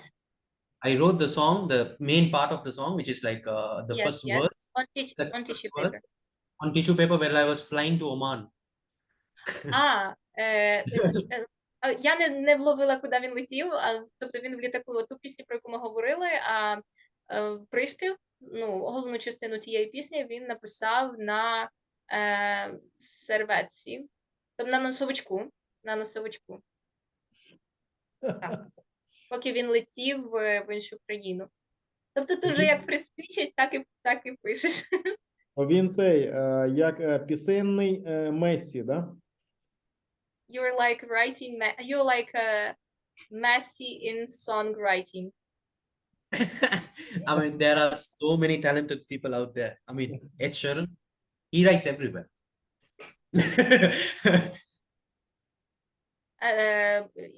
There are many talented people who write that. And I'm just a small percentage of them. Він каже, що багато талановитих людей навколо, він тільки малесенька частинка. Месі також малесенький, але що він робить? Messi is also small. Messi is also small.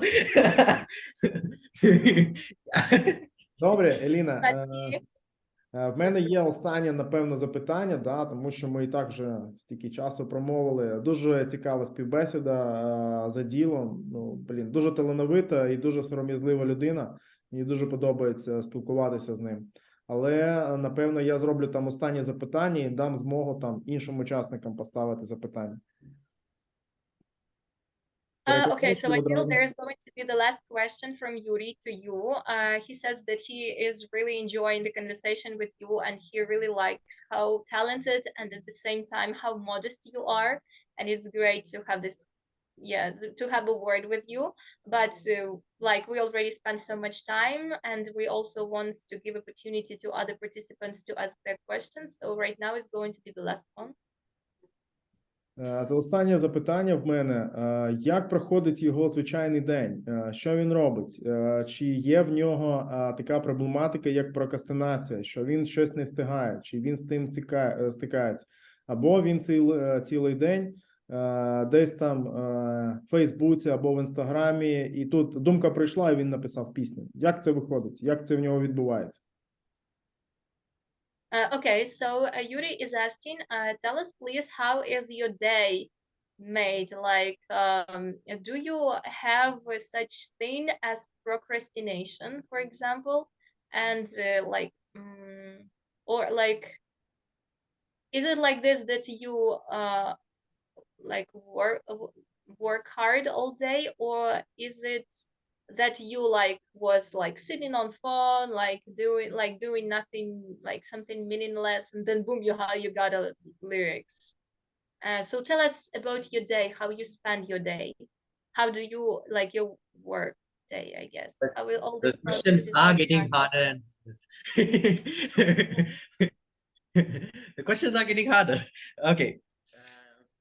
Writing songs. Питання не стають важчими. Oh, you said are getting harder or aren't? No, it is are getting harder. Oh, this is a question. Вони стають You know the answer for. This is a question you know the answer for. Він каже, це питання, на яке я знаю відповідь. Він каже, питання стають все важчими. Okay. I have not written songs in a while now because you need inspiration to write songs because now I feel like up here, and here it's empty because I don't have any inspiration to write. But in music, I am still in music as an artist manager, eventing and doing music with other producers and managing them and helping them out. So I make sure to use from morning to night, as you know. So I have a daytime job, which is like from morning to the evening, and it's in the industry which I am in. It's like 24/7 work. When you get a call, you should work. But in between, I manage to do music, and I have an amazing supporting team with me who manage everything. And they, when something comes up, they come to me. You know, and we have a teamwork, like a team. We are a family. You know, so teamwork is the best work in the world. So because of that, my work is easy. But you know, Saturdays I come from work half day, and I work until Sunday morning. Mails. And you work on music. Meetings, yes, mails, meetings, agreements, blah blah blah. Everything related to music is done on Saturday to Sunday morning. I don't Sunday sleep. morning. And what is and then you go to sleep and sleep all Sunday? No. No? What do you do on Sunday? Maximum until like I sleep around like 4:35, and I wake up around like 11:30.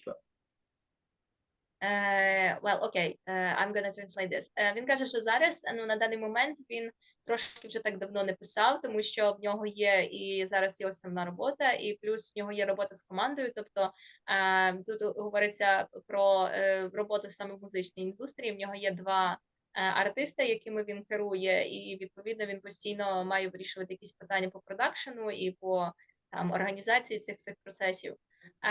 Він зазвичай працює весь тиждень, причому у нього така робота, вона трошки 24/7, тобто якщо він має дзвінок десь посеред ночі, він має відповісти.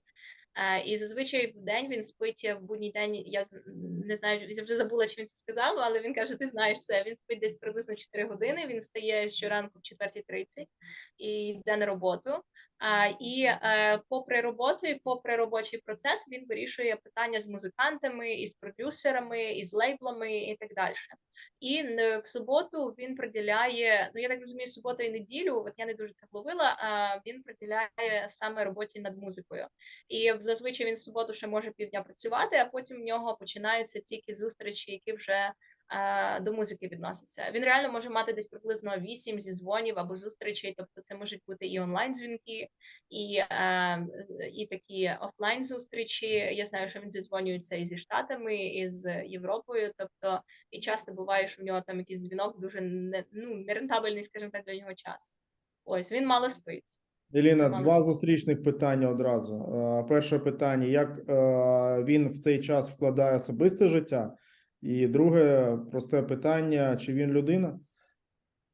First question, like there will be two more related questions to this one. So first, how do you, what about your personal life? When do you do your personal life things, you know? And the second question, are you a human? You know, my passion is having shawarma, eating ice cream, and music. So three of the most unhealthy things in the world. Okay, three are the most unhealthy things. Like music is very unhealthy. You know, you start making a song, you can't stop making it. Shawarma, too much shawarma, you have to go to the gym, and I don't like going to the gym. And ice cream, you know about it. I love my ice cream.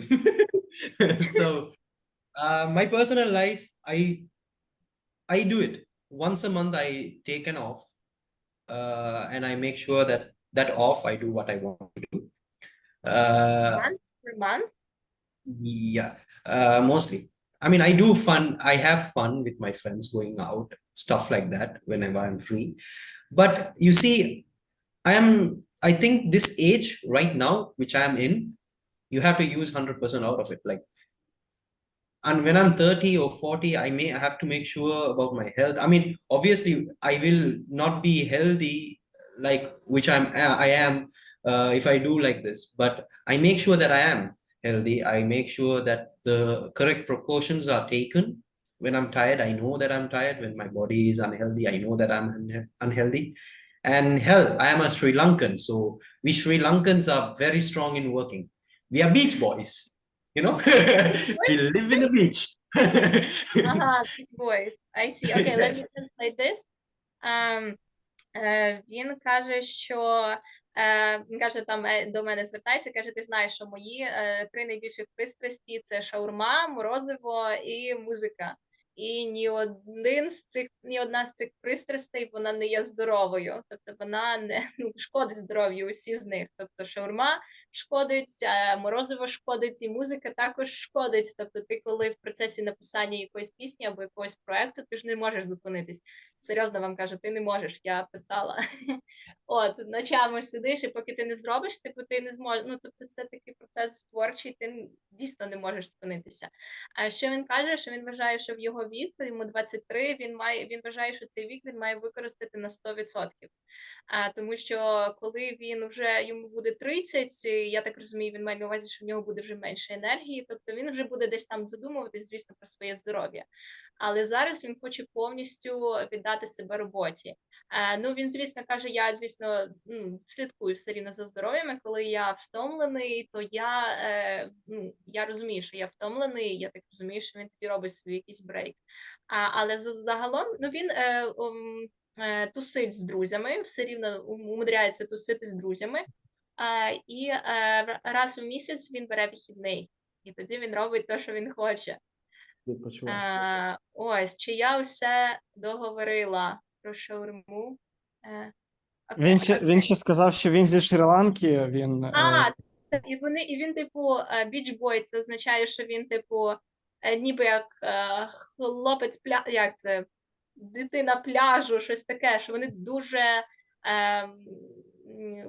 енергійні, енергійні, вони, типу, дуже сильні, ну, як, не можу підібрати слово, сильні в роботі, до роботи вони, коротше, такі хлопці. Він зі Шрі-Ланки, а вони такі, що вони роботи не бояться, ось так. Супер. Я дуже вдячний Аділу. Чи дозволить він, чи є в нього час, щоб в наші, хто доєднався учасники, змогли поставити йому питання? Чи є така можливість, чи він зможе відповісти?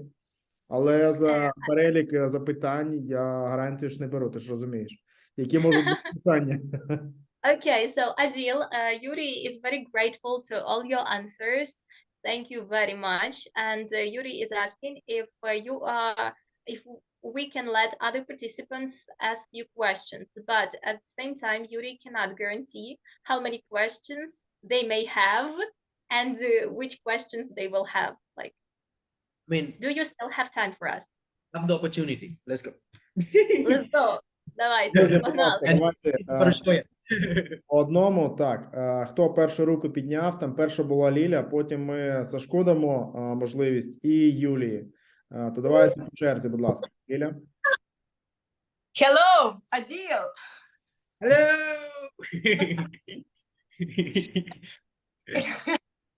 Елін, будь ласка, перше запитання, ти йому задай таке. Коли народилися його цих 200 пісень, які він вважає з 15 тисяч найкращими, це був день, це була ніч, чи це був звичайний такий, знаєш, ну, який це період часу, і після яких прожитих емоцій, тобто розчарування, або навпаки якісь піднесеність, або просто буденність. Це перше запитання. Okay, let me translate this. So Adil, Lila is happy to see you, obviously, and she is asking those 200 songs out of 15,000, those ones that you say are good. When did they? When were they born? On which part of a day? Was that at night? Was that during the day? Was it like, and what after which emotions they were made? Was there like something crazy going on in your life, like something significant, or was that just a usual regular day? That's the first question. Guys, if you have been talking to me in an hour, I think. So you know my life is crazy. I mean, with all the stories I have told you. So I am a romantic freak, I guess. So most of the songs I write about Romantic? Yeah, romantic Romantic. freak. Mhm. Freak. So Ладно. most of the songs I write about is the experience I see from other people, about my parents, about my friends, and I had a ex, so I wrote about her. But most of the songs I write at night because I feel like sometimes I write a song when I'm like asleep and I hear a thing in my head and I get up, write it down. It happens. You know, it happens. It is really, really fun. You know, you're seeing something in the dream and you're writing it down, and that's a good song. When you see the next day, it's like, oh shit, what did I do to my book? You know, so this happens. All right. So no time and day. Depends on the emotion which I am, but most of the emotions which most of the songs I have written is mostly about love, about life, and about creations, to be honest. And about the last thing you said? Creations, like having a child, like, you know, something like that, like creating something of my own. Oh, creations. Mhm. Okay, let me translate before I forgot everything you said. А він каже, що ну, люди, ви зі мною спілкуєтеся вже більше години, і ви бачите, яке в мене крейзі життя. Ось, ну, тим не менше, він каже, що, ну, тобто в нього багато речей всяких відбувається в житті, але він каже, що все ж таки більшість пісень він написав серед ночі. І, так само він каже, що він такий трошки романтичний фрік, і він багато пісні він пише в основному про досвід його друзів, його родичів. Багато пісень написав про свою колишню, тобто в нього досить багато текстів про любов. І creations, я не знаю, як це от правильно озвучити. Созидання, творчість, я би так от сказав. Про свою творчість, ну, якось творчість про свою творчість, я тому не дуже це зрозуміла, але, ну, десь так. Що я ще забула сказати? Деколи він пише, він зазвичай пише вночі, і каже, деколи навіть буває таке, що він спить, такий, типу, або дрімає, і тут бац, йому щось в голову прийшло, він бігом встав, бігом записав. І тобто буває, що за ніч він щось таке, типу, написав, якісь думки, які йому тупо прийшли в голову, і зранку сидить над своїм зошитом, боже, що я начудив? Типу, щось таке. Тобто вони просто деколи приходять, він каже, це прикольно. Тобто деколи слова просто приходять. Елін, ти зразу так доповнив друге запитання. Дякую, Аділ. Я зрозуміла. І ще одне, чи він креслить свої пісні? Тобто, наприклад, написав і щось там думаєш, чи він шкодує, наприклад, за попереднім якимось словом, фразою, чи він просто пише, і коли він знає, що це вже пісня, ну, все, тут же крапка. Тобто, бо можна ж писати, можна і писати безкінечно, і тільки коли є початок і кінець пісні. Тобто, чи він її креслить взагалі, чи просто от раз, два і написав, все. Ага, чи він її креслить, і чи коли він знає, і як він знає, коли спинитись? Так. Okay, so next question from Lila is, do you, like when you write songs, do you just write it down right away, like it's already done, like everything is perfect? Or do you like change something and like delete some words from it, remove some words on some lyrics from it and put their better phrases? And how do you know when your song is done? Like, how do you know when to stop? Good. Good question. Very hard question though. It's harder than Yuri's questions. So the thing is, when I write a song, there are some points where I can't continue. I don't have an idea how to continue, because normally a person can't write songs. They write an essay or a poem, you know, or whatever comes to their head. When you write it down and when you read it 1-2 times, then you edit it, like putting rhymes and making it more colorful, you know. But you're writing a story. Basically, a songwriter is writing a story. Once the story is done, then they make sure that the words are in the right place and to give more colors to it, you know. So yeah, and when you can translate that and okay.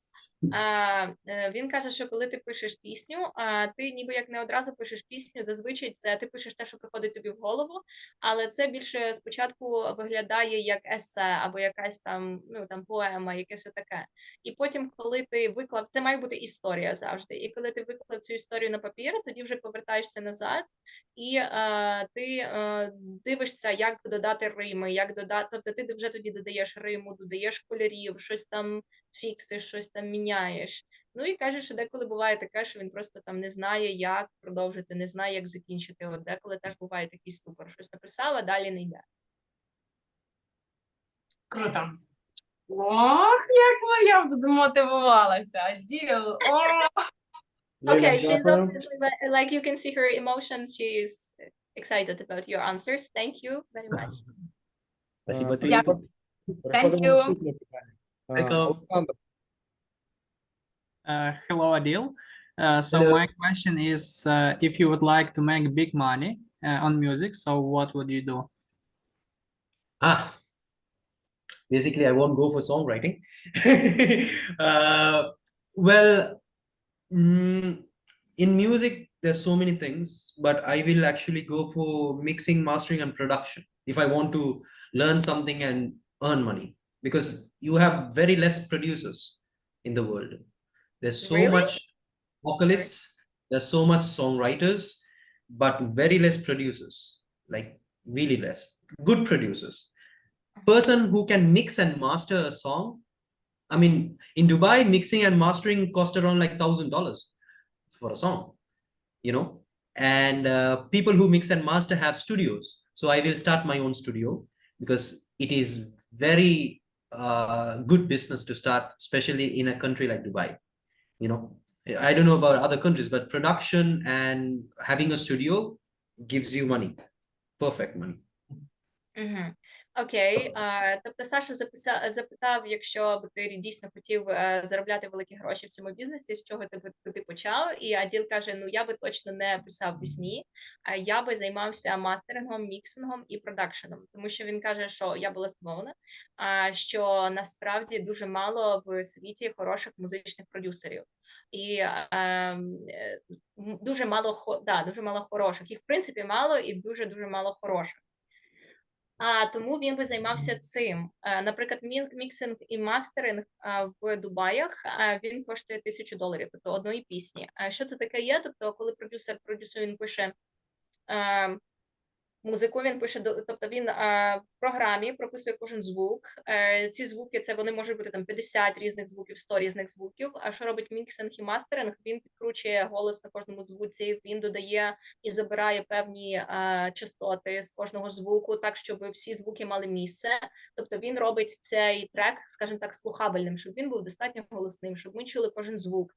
І це дуже важливо, це дає саме якісне звучання. Ось, і що би він робив? Він би купив свої, ну, тобто він би організував свою власну студію, і він би займався оцими речима. І він каже, що це дуже хороший бізнес в Дубаї почати. Habibti is coming to Dubai to be a music producer. This is just my point of view. People have Це different просто kind його точка зору. because I work with producers and I see how talented they are. A vocalist and a songwriter can work together and make a song and a melody, but a producer needs to be there, because if the mixing and mastering of a song and the production of the song is not right, not even a single radio station will take that song. Not even a single record label will hire that song or sponsor that song.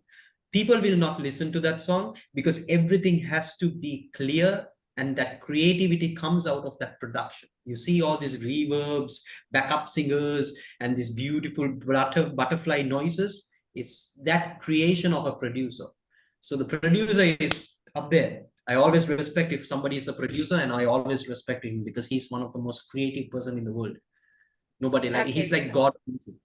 If you say, you know. Він каже, що, що да, співак може написати там співак і сонграйтер, вони можуть написати класну мелодію, класне все, але тільки продюсер, музичний продюсер, він тільки це все може, скажімо так, от скрутити так, щоб показати дійсно ну, сам взагалі цю всю пісню, її, щоб дати їй життя, тому що це він відповідає за всі звуки, за всі ефекти там, які пісні, які заставляють тебе там, ну, тобто, кришу тобі зносить, скажімо так. Тобто він вважає, що продюсер, він дуже поважає роботу музичного продюсера, він вважає, що в музичній індустрії це боги. You know, it's amazing that I'm looking at you and I'm like thinking that I understand you. And I'm just looking at you and listening to you. I'm like, when you're speaking in Ukrainian, I'm like, yeah, that's what. Він каже, що він просто дивиться і слухає на мене, і в нього таке враження, що він мене розуміє. Здається, так. Дякую, Олександр. Еліна, є запитання в чаті. Чи зможеш ти його прочитати, чи промовити тобі? Від кого? Від Юлії. Вона задає питання, в якому жанрі він би записав пісню для себе, якщо заспівав би її особисто. Oh, Adil, if you would make a song for yourself, just for you, the song that you will sing, what kind of song that would be? What genre? It's gonna be like soft, mellow music. It's on work. I'm not gonna sing it. I'm not singing a song, but there is a song which is coming out soon on around this end of this year, which I wrote, and my name will be there for the first time, and a singer is singing it with the same emotions which I'm going with. So mostly like melodic pop, kind of, you know, classic. А він виробив класичний мелодичний поп. І він каже, що цього року буде випущена вже пісня, яку він написав, яка буде, її заспіває інший співак, але саме з тими емоціями, які він відчував. І нарешті в цій пісні буде вказано його ім'я. Круто. А ми чекаємо прем'єру. We're waiting for the premiere. Oh, yes. Definitely you have to share this with us. Yeah. Oh, yeah. It's a very hard song because the singer is in Italy and I'm like in Dubai and I'm in Italy? Oh, or yeah. Dubai? Oh, he is Italian in Dubai or he is in Italy? She's Italian. She's Russian actually. She lives in Italy. Okay, I'm confused. Is she Italian, Russian, or in Dubai? She's a Russian who lives in Italy and I am in Dubai. Oh, she's Russian who lives in Italy and you are in Dubai. Oh, so and she's going to sing your song. Yeah, and she's from Limey. І вона з Лаймі. О, Господи.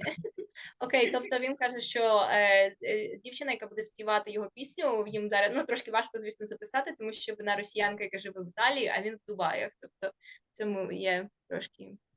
Мені треба читати наступні... Ні. Останнє запитання буде від Дмитра, і вже будемо закінчувати. Я розумію, що вам треба бігти до Лаймі, так? Сьогодні вже ні. Хіба не знаю, хіба на якусь годину потрендіти і поділитися емоціями, як усе пройшло. Adil, will you join my live me just to discuss this whole thing? Sorry, what? Okay, so there's going to be the last question right now because Yuri says that Yuri thinks that we are very busy people and we have to go to live me right now. No. I am not going live. I'm just going there to find people, you know. The best place to find. Він каже, що він ту співачку зустрів в лайвмі теж, яка для нього тепер співає. Він каже, він зараз не веде ефіри, він просто там знаходить людей. You know, I am from this generation, like this, you know, this generation, but I think like an old person.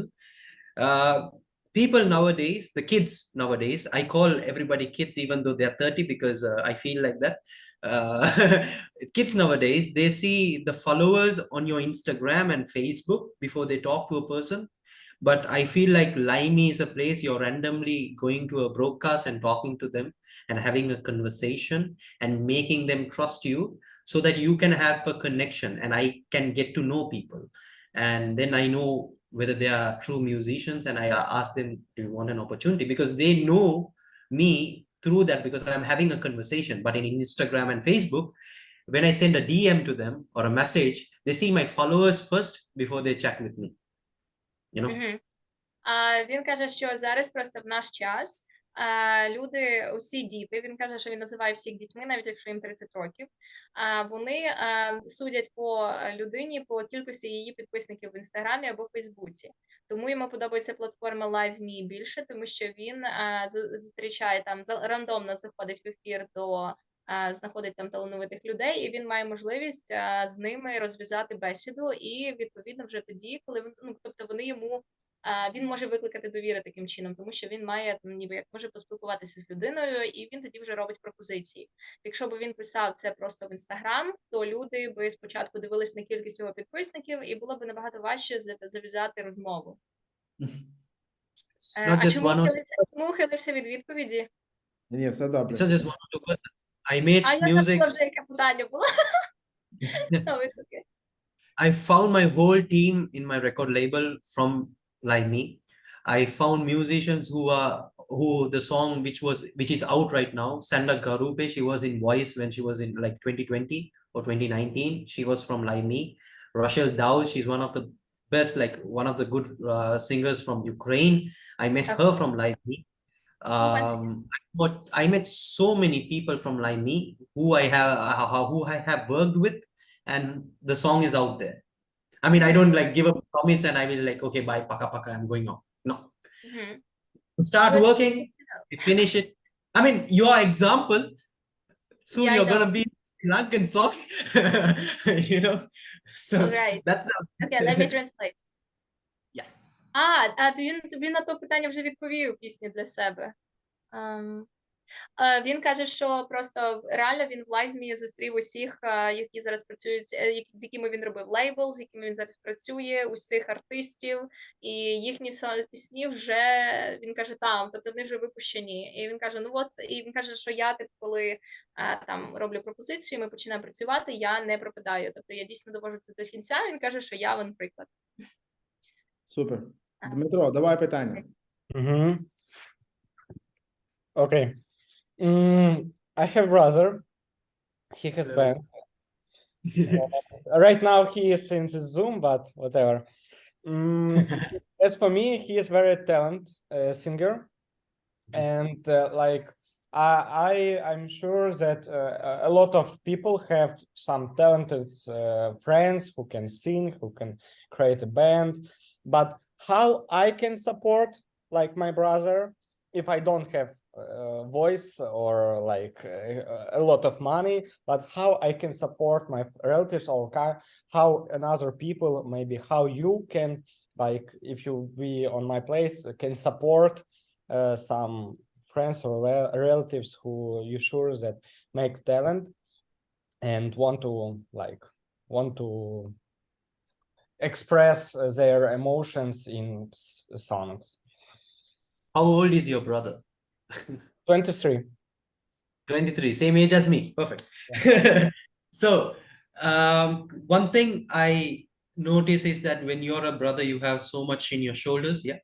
So push him. If he's down, push him. Tell him that you can do. I'm the only child. I don't have a brother or a sister or anyone. So I didn't have anyone to push me. I miss that. You know, if somebody had pushed me, I would be in somewhere else. So push him. Tell him that you can do it, because if he starts right now in this age, he will have so much challenges. And if you're there with him to push him and tell him it is going to be all right, because he's going to be stressed, he's going to be depressed, he's going to have anxiety. This industry, any industry has the same problem. But when you're with him, he will have that, strength. Like Billie Eilish had her brother, Billie Eilish and Phineas, amazing duo. Who knows Phineas? Nobody, but everybody knows Billie Eilish. But Phineas is the one who writes songs to Billie and guide her, backbone. So same thing, guide him. Tell him that you can do it. When he's like, no, I can't do it, you say like, I'm going to kick your papa if you didn't do it. Easy and that, So guide him. Tell him to do it. Tell him to start. Encourage him to start, because he's in the right age to start.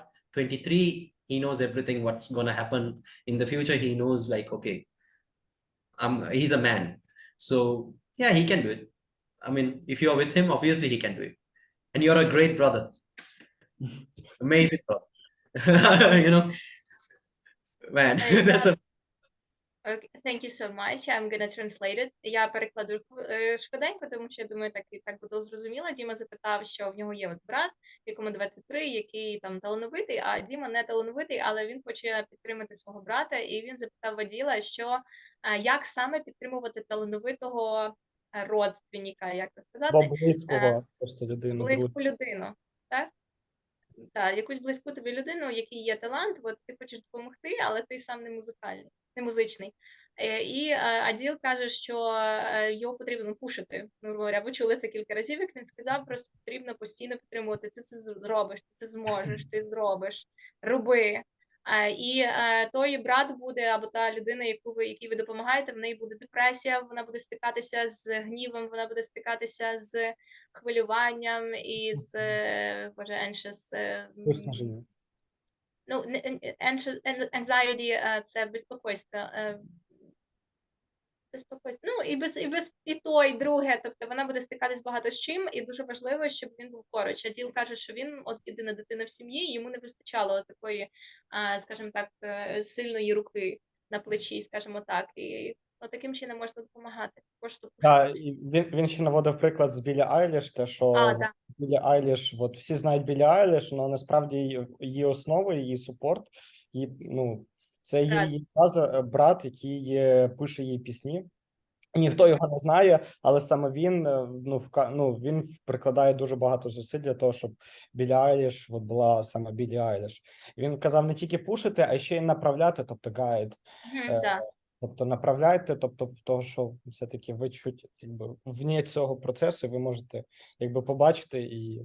Діма, скажи мені, це ти не талановитий, да? Це каже людина, яка має свою власну компанію, корпорацію і у штаті. Ні, я сказав, що я не талановитий в музиці. Я поки не сильно. Обов'язково людині бути талановитою в музиці. Вона може бути талановитою і в іншому напрямку. Ти скажи, що це такий самий сором'язливий хлопець, як і Аділ. Yeah. Yeah. I have a question. He's very similar to you, Adil. Amazing. I have a question to you. Переклади, будь ласка, йому translate, щоб Аділ зрозумів, про що мова була. I have a small question to you, though. Yeah. What do you do? What kind of industry you're talented in?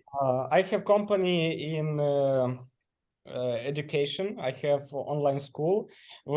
Right now we do it with my brother. My brother is my co-founder, and we teach tutoring math, Ukrainian language, English, and physics. Like it's my main job, my main work. But right now I'm also in New York. I moved here since the war began. Like in the beginning. In New York? Yeah, in New York. Right now. You're in the best city in the world to do music. But my brother in Ukraine. It doesn't matter. How many students do you have? 700. It's okay, about. Your brother have 700 subscribers in his YouTube channel. Yeah. Perfect, isn't it? I mean, there you go. Yeah. New York is an opportunity. If you're in the teaching industry, that means you're really good at researching stuff. I mean, you can't be you can't be in an industry where you're bad at researching. You know, in teaching industry, everything is about researching. So New York is a best place to do research. You know, I have a friend there. I'll try to get her contacts with you. Oh yeah, yeah. Yes. And since she has she's a business marketing manager, I think, I can't remember. There is a application called AirStage. AirStage is an application where, like, he asked me a question like, for street performance, you know, street performers are using this application to be something. He's similar like me, like but you can order, like you book a spot on the street where you go sing. I know that in Europe it's also like Ah, this, working so like this. you're- So she had So I this was, yeah, so I was one of the ambassadors for that application before I moved out because it doesn't work in UAE. But the business development manager is my ex colleague, Dave Aruro from Fall Up Recordings in Belgium. So he's the one who take care of the developing and business side of the application. So I can help you out if since you're in New York.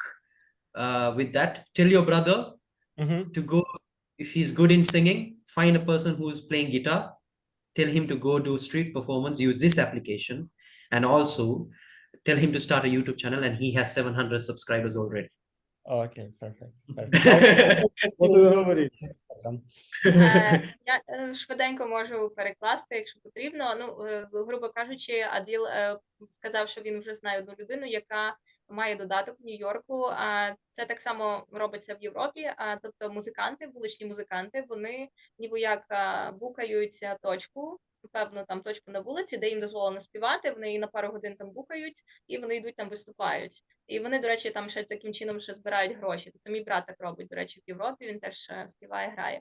Ось, і Аділ знає ту людину, він розповів історію, як це взагалі весь додаток був зроблений, тобто він це все теж досвід, ну, тобто він це все бачив на власні очі, як вони розвивалися, як я так розумію. І плюс він радить Діміному брату завести YouTube-канал, і Діма вже має йому 700 підписників з його школи. Все дуже просто. Наше. Добре, Аділ, я дуже дякую за сьогоднішню зустріч.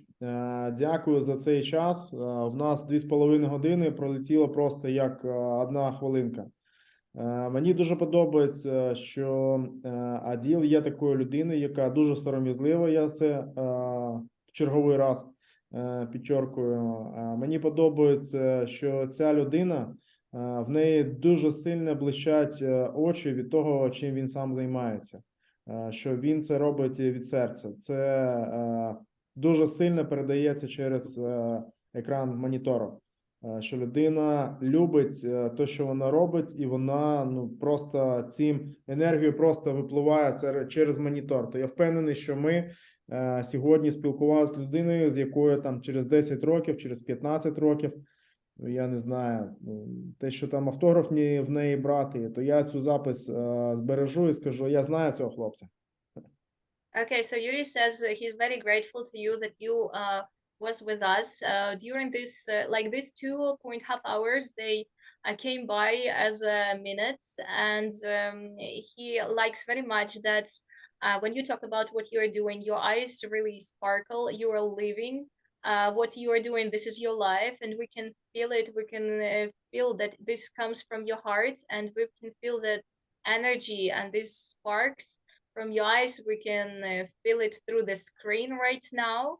And he says that you are so modest at the same time, but it's very cool that you are like you are, because, well, that is cool. And he thinks that in 10-15 years, that will be hard to give your autographs, so he's going to save this video till that time, and after 10 or 15 years, he will say, I know this guy, like, virtual in 2023, you know.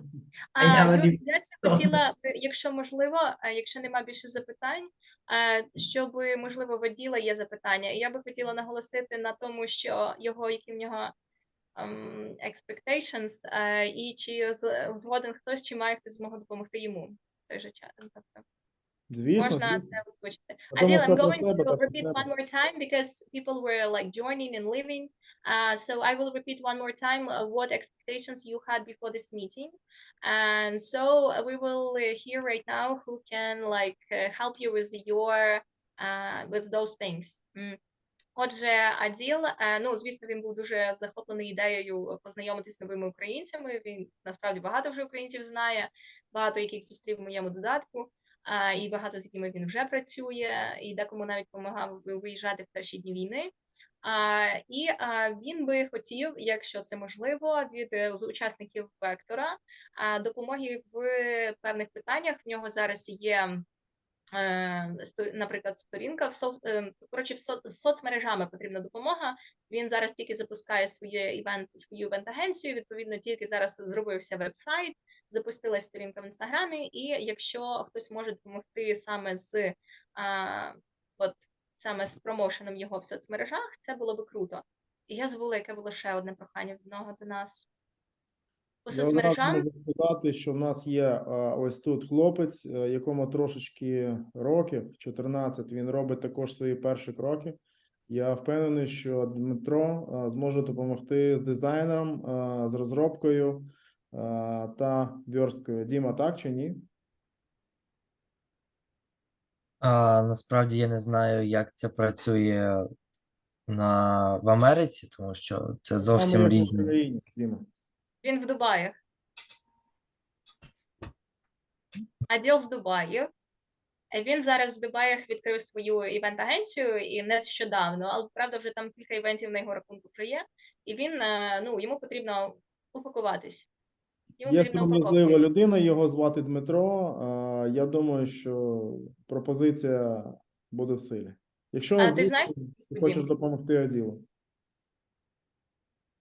Я лише за, але Переклади, бо Аділ не розуміє, про що мова йде. Окей, я просто Діми ще питаю, чи він там може переписуватись, чи потрібна допомога. Якщо потрібно, то, звісно, звертайся.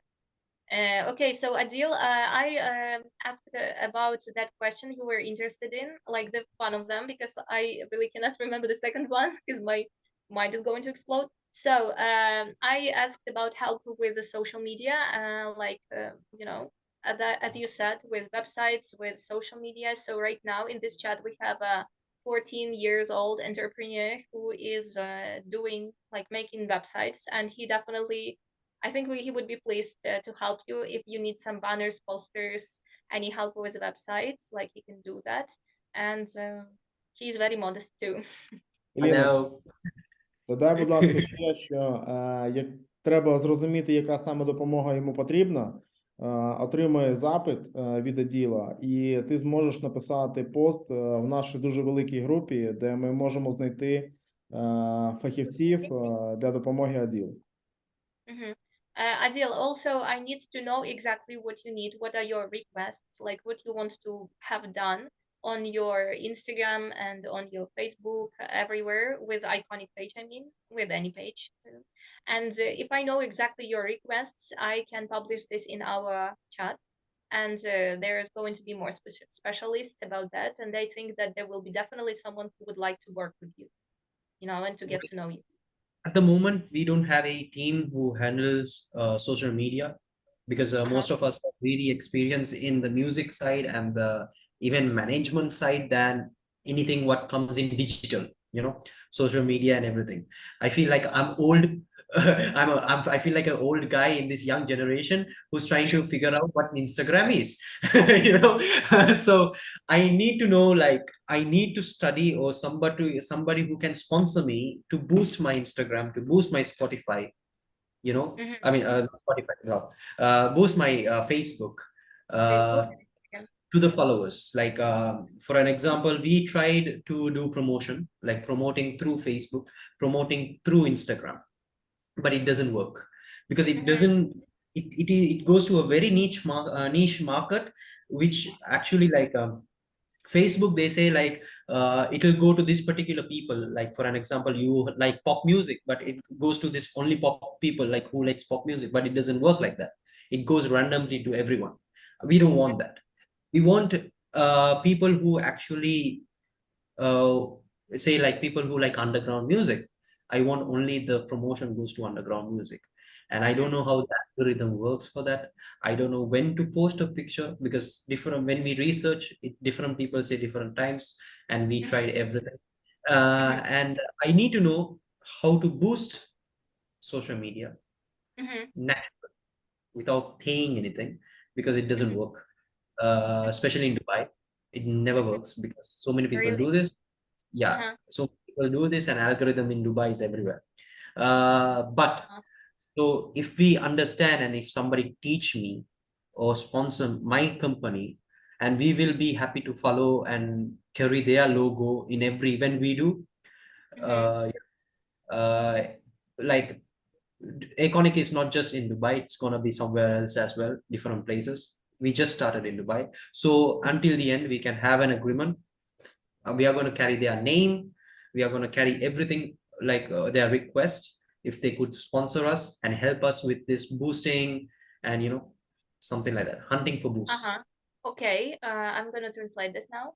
Аділ каже, що в нього поки що немає департаменту, грубо говоря, який займається соціальними мережами, і він відчуває тут себе як старий чувак, який не знає, що робити з інстаграмом. І йому дійсно потрібна допомога з приводу того, як забезпечити природній приріст, тому що він каже, ну, тобто не за гроші, тому що в Дубаях алгоритми працюють дуже галімо, ну, тобто це не працює, воно не приводить йому ту аудиторію, яка йому потрібна, тому що там, наприклад, вони пробували, я так розуміла, таргетинг, можливо, вони пробували, і воно замість того, щоб висвічуватись людям, які люблять андеграунд музику, вони висвічувалися усім повністю. Тобто, і це не те, що йому потрібна ніби саме своя аудиторія. І якщо хтось би згодився займатися, тобто допомогти йому, можливо, він каже, спонсорувати, я так розумію, ну, допомогти, тобто вести йому там, або дати підказки, як саме правильно вести ці інстаграм-мережі, і він тобто у відповідь він буде використовувати логотипи цієї людини, контакти цієї людини в усіх проєктах, які в нього є. І вони зараз тільки стартували в Дубаях, але взагалі вони хочуть, тобто вони будуть і в інших країнах. І тобто, ну, це класна можливість, якщо якась людина, тобто дійсно цим займеться, вона буде мати просто дуже великий, ну, рекламу самого себе, і не тільки, ну, тобто в Дубаях, і не тільки в Дубаях, а в перспективі. Yeah. Є вже відповіді. Ось вони. Дмитро, Аня. Yeah, Adil, right now I'm in New York, but a few days ago, my friends from Ukraine come to me and they in my apartment, and they are very, very good in marketing. And one of them, he is like, he is owner of some music company. I don't really know how it classify, but in the past. And I think they could help you. I will introduce you to them tonight.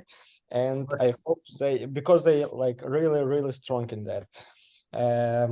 And I hope you will get some support from it. And also, if you in future wanna to open your idea in New York, best city, yeah, as you said, I will be also happy to help you with it, because I just start my new company, my corporation, and like for the time I will have more power to support you. Красавчик, Діма, молодець. I mean, let me explain you guys what Iconic is before, like, you know, because it's not just an event management company.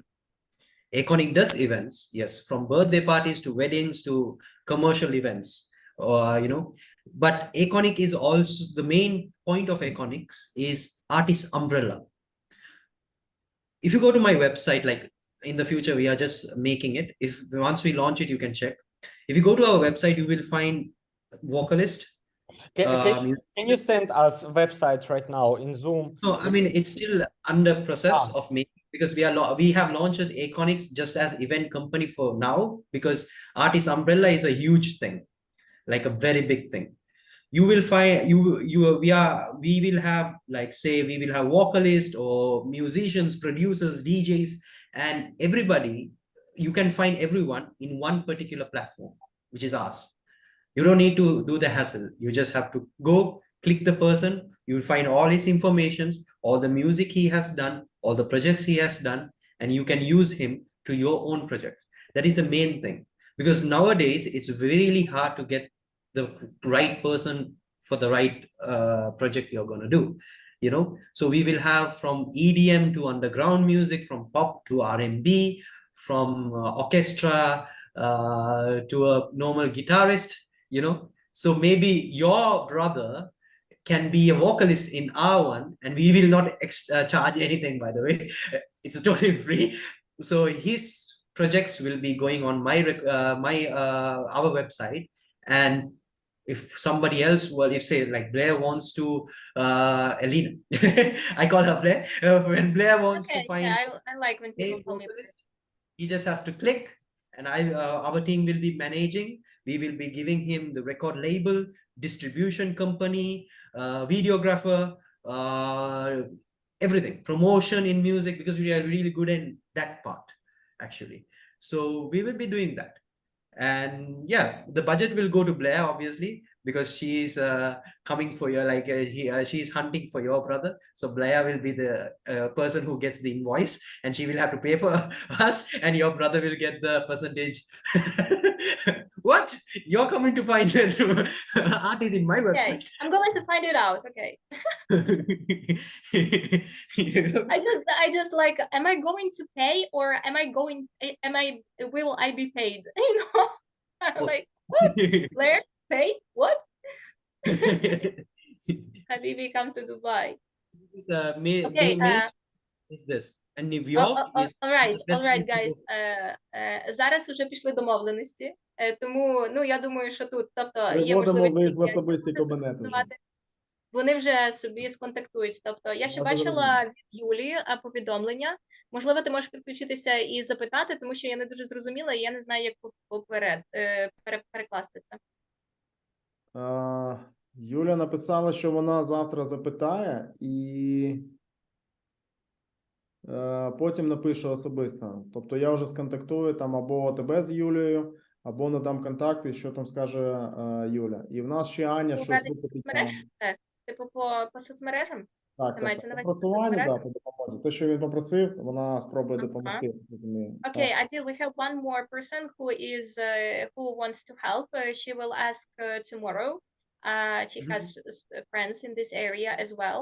And if there will be like, if they agree to that, or if they can help you, I will contact you. I will connect you too. And please remind me, what was your other expectation? Like you was excited to meet Ukrainian people. You wanted some help with social media and something else you mentioned, and I just can't remember that.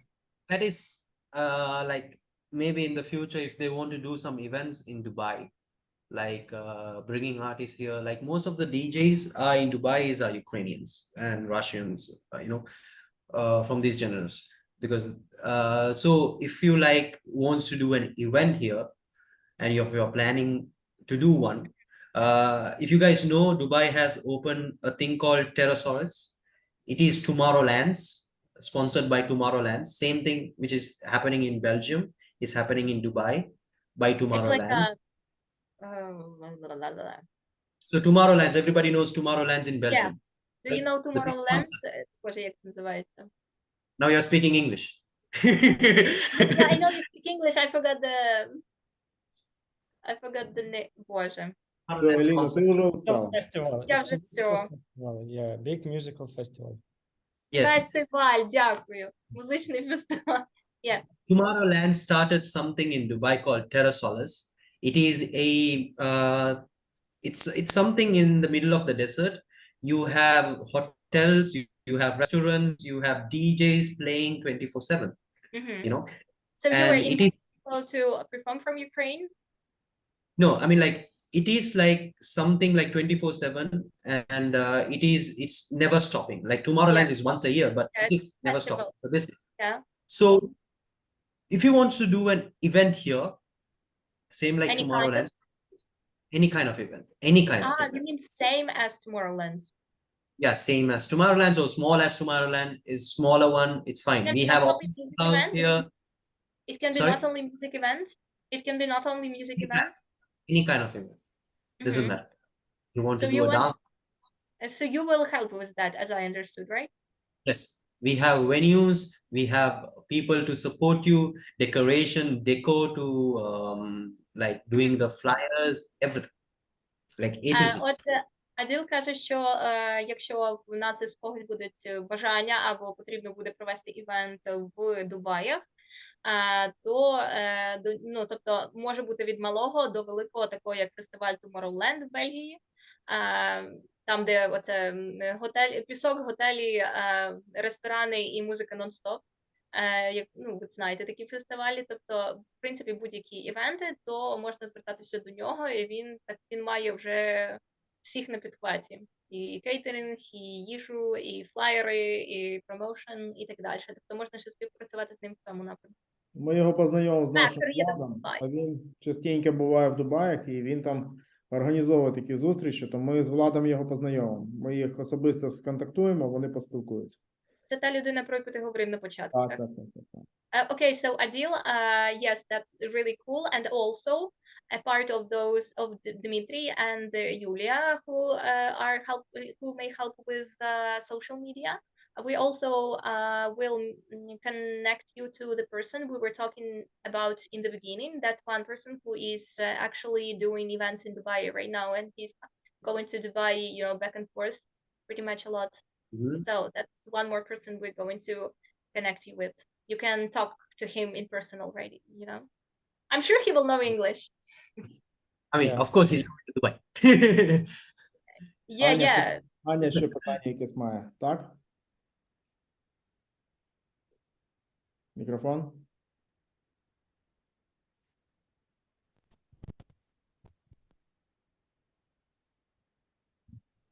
Тебе не чутно, Аня.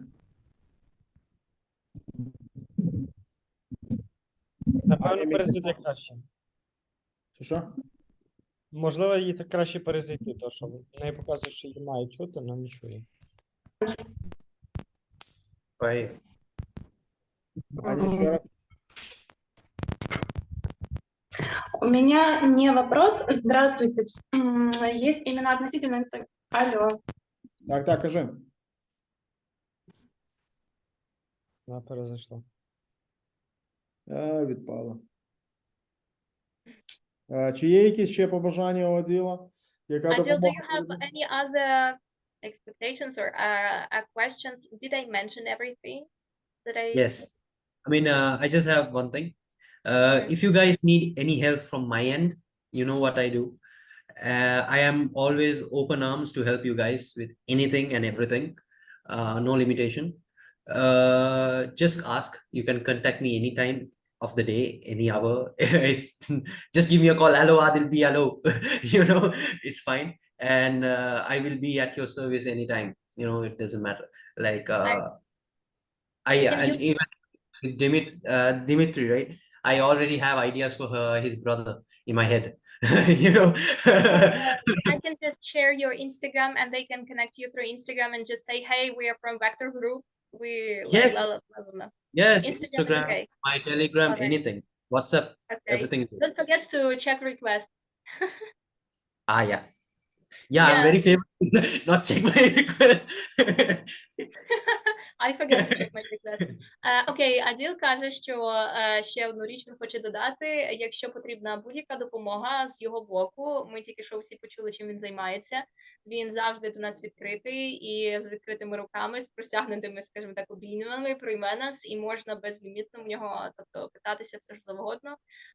Все, що з його боку, він дуже радий нам допомогти з цим. А тому я зашерю його інстаграм ще раз в групи, і Юра так само поділиться, і ви можете напряму звертатись і казати: привіт, я з Вектор Груп, я там, да-да-да-да. Слово порожнє. Можу я сказати те саме з нашого боку, чи можу я сказати, що він може звертатись до тебе по якійсь... Okay, so Adil, you also have Yuri's page right now, and I'm sure he already followed you, and I know that you have his Instagram as well. So the same thing we are going to do with for you. So if you have any kinds of requests, like we have a very different professionals in different areas, so like very different areas. And Yuri is meeting a lot of people, and a lot of people he has good relationship with, and so we are also ready to help. Whatever you need from us, and especially if you're going to do something similar in Ukraine as you're doing in Dubai, then we are first people who would like to help you. I have a huge idea in that. I will come to you guys soon for that. Він каже, що в нього є офігенна I величезна have a whole ідея. team of і він DJs скоро in приїде. Ukraine at the moment. You know, I have Well, a whole what? team of I have a whole team of DJs in Ukraine at the moment, and my main plan is to do an underground music festival there. And already my DJs are doing it, but because of the war, they have stopped. But I mean, these people are really amazing and very, very talented. I don't want to waste their talent. So it's all up to you guys. Like, you know, I'll help you out to get artists and you guys share the shares. You know? Аділ каже, що в нього вже є велика команда людей, яка працює в Україні, велика команда талановитих діджеїв, і він зацікавлений в тому, щоб робити в нас фестивалі андеграундної музики, і його діджеї вже насправді приймають участь в таких подібних речах, але через війну зараз все зупинилося, але він дуже хоче продовжувати це робити, я так розумію, після закінчення війни. Тому в тих з нас, хто талановитий і, скажімо так, є бажання працювати, то, будь ласка, звертайтеся і... Дякуємо. Закінчиться війна, ми обов'язково звернемося, щоб зробити дуже потужний, гучний такий концерт, фестиваль, де запросимо весь світ на наше свято. А де, в Дубаях? Ні, в Україні. Україна дуже красива. Adil, Yuri says that that's great, and after the war ends, we are going to celebrate big time, and we will invite you. Oh, one more thing, I can tell you. It's difficult for you to come to Ukraine, right? Yes. Can we help somehow, like make invitation or something like that? I mean, yeah, but first I have to talk to, I have a PRO who is actually doing this ticketing and stuff. So if I get an invite from there, just a letter, I would be able to come. There are so many people there who wants to give me letters and stuff. Okay. You already know, I have a whole list. Okay, the problem this thing will be done. I see. Okay. Я просто запитала, чи є якісь проблеми з тим, щоб він приїхав в Україну, тому що він зі Шрі-Ланки, і тому, ну, тобто, для нього це не настільки вільно, але він каже, що так, йому потрібне там ніби запрошення, але в нього вже стільки народу, який йому може допомогти з тим запрошенням, що все окей.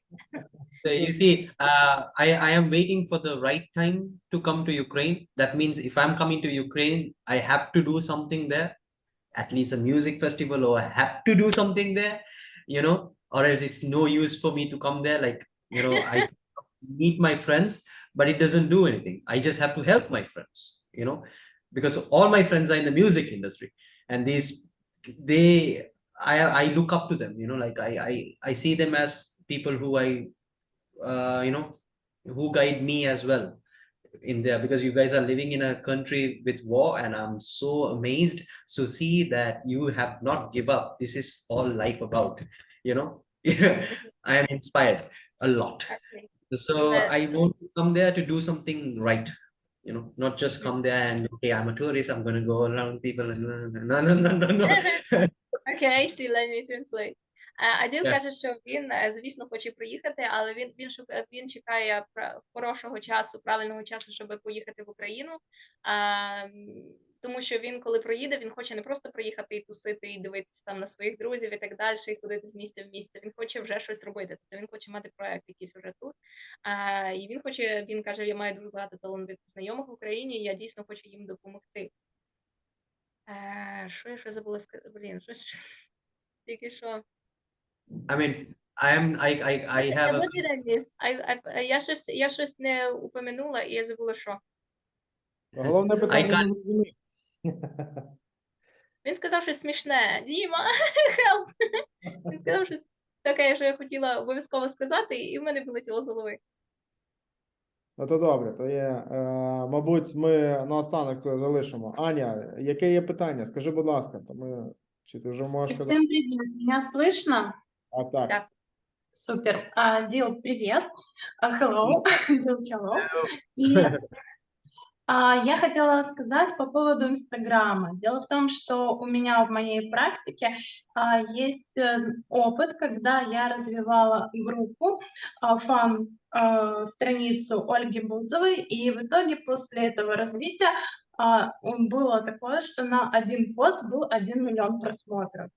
То есть есть такие определенные инструменты, которыми я могу помочь развить страницу. Ты хочешь помочь мне, да? Предложи свои услуги. Да. Ну, то есть я сказать о том, что есть такие инструменты для того, чтобы развить страницу, потому что был позитивный опыт, есть отзывы. Потім наприкінці зустрічі міняємо контактами через Аліну, ви щоб змогли спілкуватися. Добре? Yes, sure. Translate, please, Lynn. Adil, so Anna says that she had an experience of developing an Instagram page for one musical, like media person, very well known right now. She's Russian, right? Вона ж росіянка, так? Anyway, she was Russian, but anyway, she was developing her Instagram page, like fan page. And on one of her, like she's not working with her right now, but on one of her posts on that page, she managed to get it to 1 million views. 1 миллион просмотров или лайков? 1 миллион просмотров, лайков там было меньше. Это видео было. Это нет, это просто пост был. А как просмотров? Или это видно? Лайков. Anyway, okay, so she managed to like reach 1 million views on that post. So she knows some instruments which can work, and she already has experience working with a music celebrity. So she also offers her help to you. So now you see, you can just, Adil can sit and like, what do you got? What do you got? Yeah. Okay. I was like, how to say, спасибо большое, right? Спасибо большое. Дуже дякую. Am I right? You said it right. It's Russian, but well, Anna was How to say Russian. it in Ukraine? You said it Let me right. try. Let me try. How to say it in Ukraine? До наступної Дякую. зустрічі навчи українською. Дуже дякую. Дуже дякую. Добре, Аділ, ще раз дуже дякуємо за сьогоднішню зустріч, за твій час, за поради твої класні, за твій досвід, ну і за твою творчість, за те, що твої очі, вони горять, і ти від душі робиш дуже добру справу, коли надихаєш інших людей на цю творчість і надихаєш людей, що людина є справжньою. Дякую тобі за це. Elena? Oh, I forgot. Okay, Adil, thank you so much for your for this meeting. I forgot. I was already like chatting. Thank you for being here. Thank you for your answers. Thank you for your honesty. Thank you for all this inspiration you gave to us. Thank you for your burning eyes and for your big heart. We can feel it. We could sense it, and that was amazing meeting. And I want to say the same. Thank you very much. That was great. Amazing. Thank you so much. I'm really honored to be here, talking to you amazing people. Like you have been successful and you are going to go places. I don't know how my future is like, but you guys are amazing. Like to see that you guys have done so many things and supporting each other. I like to call him sir because I respect him a lot. Yuri. So he has been coaching all his teammates, which is amazing. Yes, he's coaching all of us. Yes, so which is amazing. You need to have a amazing talent to coach a person and to bring up to the standards, and you need so much gut, that thing. And I really respect that. So salute to you and salute to all Ukrainians. I mean, you guys are amazing. Аділ каже, дуже вам дякую, ви просто чудесні, ви офігенні, і він каже, що обов'язково каже, що дуже поважає Юру, тебе за те, що ти робиш. І я не розібрала, чи він тобі має обов'язково подзвонити, чи поспілкуватись, ну щось, обов'язково ви маєте бути в контакті. Ти робиш дуже класні речі, тобто ти коучиш, і треба дуже мати великий талант для коучингу, щоб проводити, щоб навчати. І він сказав щось типу таке, що в тебе є яйця, щось таке, типу guts, я не знаю, як це там, забула вже, як воно перекладається, але типу це з того плану. Що? Коротше, Юра класний. Так, він каже, що ти класний, і ми всі взагалі класні, і він нами дуже захоплюється. Я згадала, що я забула, він раніше казав, що він каже, у вас війна, і ви не здаєтесь, я просто вами надихаюся, ви круті. Amazing. Thank you. Так, дуже радий, що типу він дуже радий цій зустрічі, і це було круто. Друзі, дуже дякую всім за сьогоднішню зустріч. Запис я оцифрую і потім за посиланням, якщо потрібно комусь щось передивитися, то я обов'язково надам. Іліна, дуже Аділ, тобі дякую за сьогоднішній захід, за твій переклад, за твій час. Без тебе, я впевнений, така зустріч би не відбулася. Дякую, Аділ. Будемо в Дубаях, в Еміратах. Ми зустрінемося обов'язково. До зустрічі. Обов'язково. He's gonna meet you in Dubai when he will be there. That's for Oh sure. yes, we are gonna have the best shawarma. Nothing for Вони- black. Найкраща шаурма. Я сфоткала нашу найкращу шаурму і сказала, то буріто. I'm not giving anything Треба for black. їхати в Дубаї. За що Дякую ми? всім, друзі, що ви доєдналися. Я дуже переживала, чи встигнете прийти, чи зможете. Дуже дякую, що прийшли. Дуже дякую за вашу увагу і за ваші запитання. Дуже дякую, Юра, що надав цю можливість організувати і допоміг з усім, і привів людей. Це дуже круто було. Дякую всім. Дякую. Дякую. І thank you, Adil. Thank you. Okay, Bye. bye, bye, bye. Bye. Thank you, Adil, so much. Thank you. Пока-пока. Пока-пока.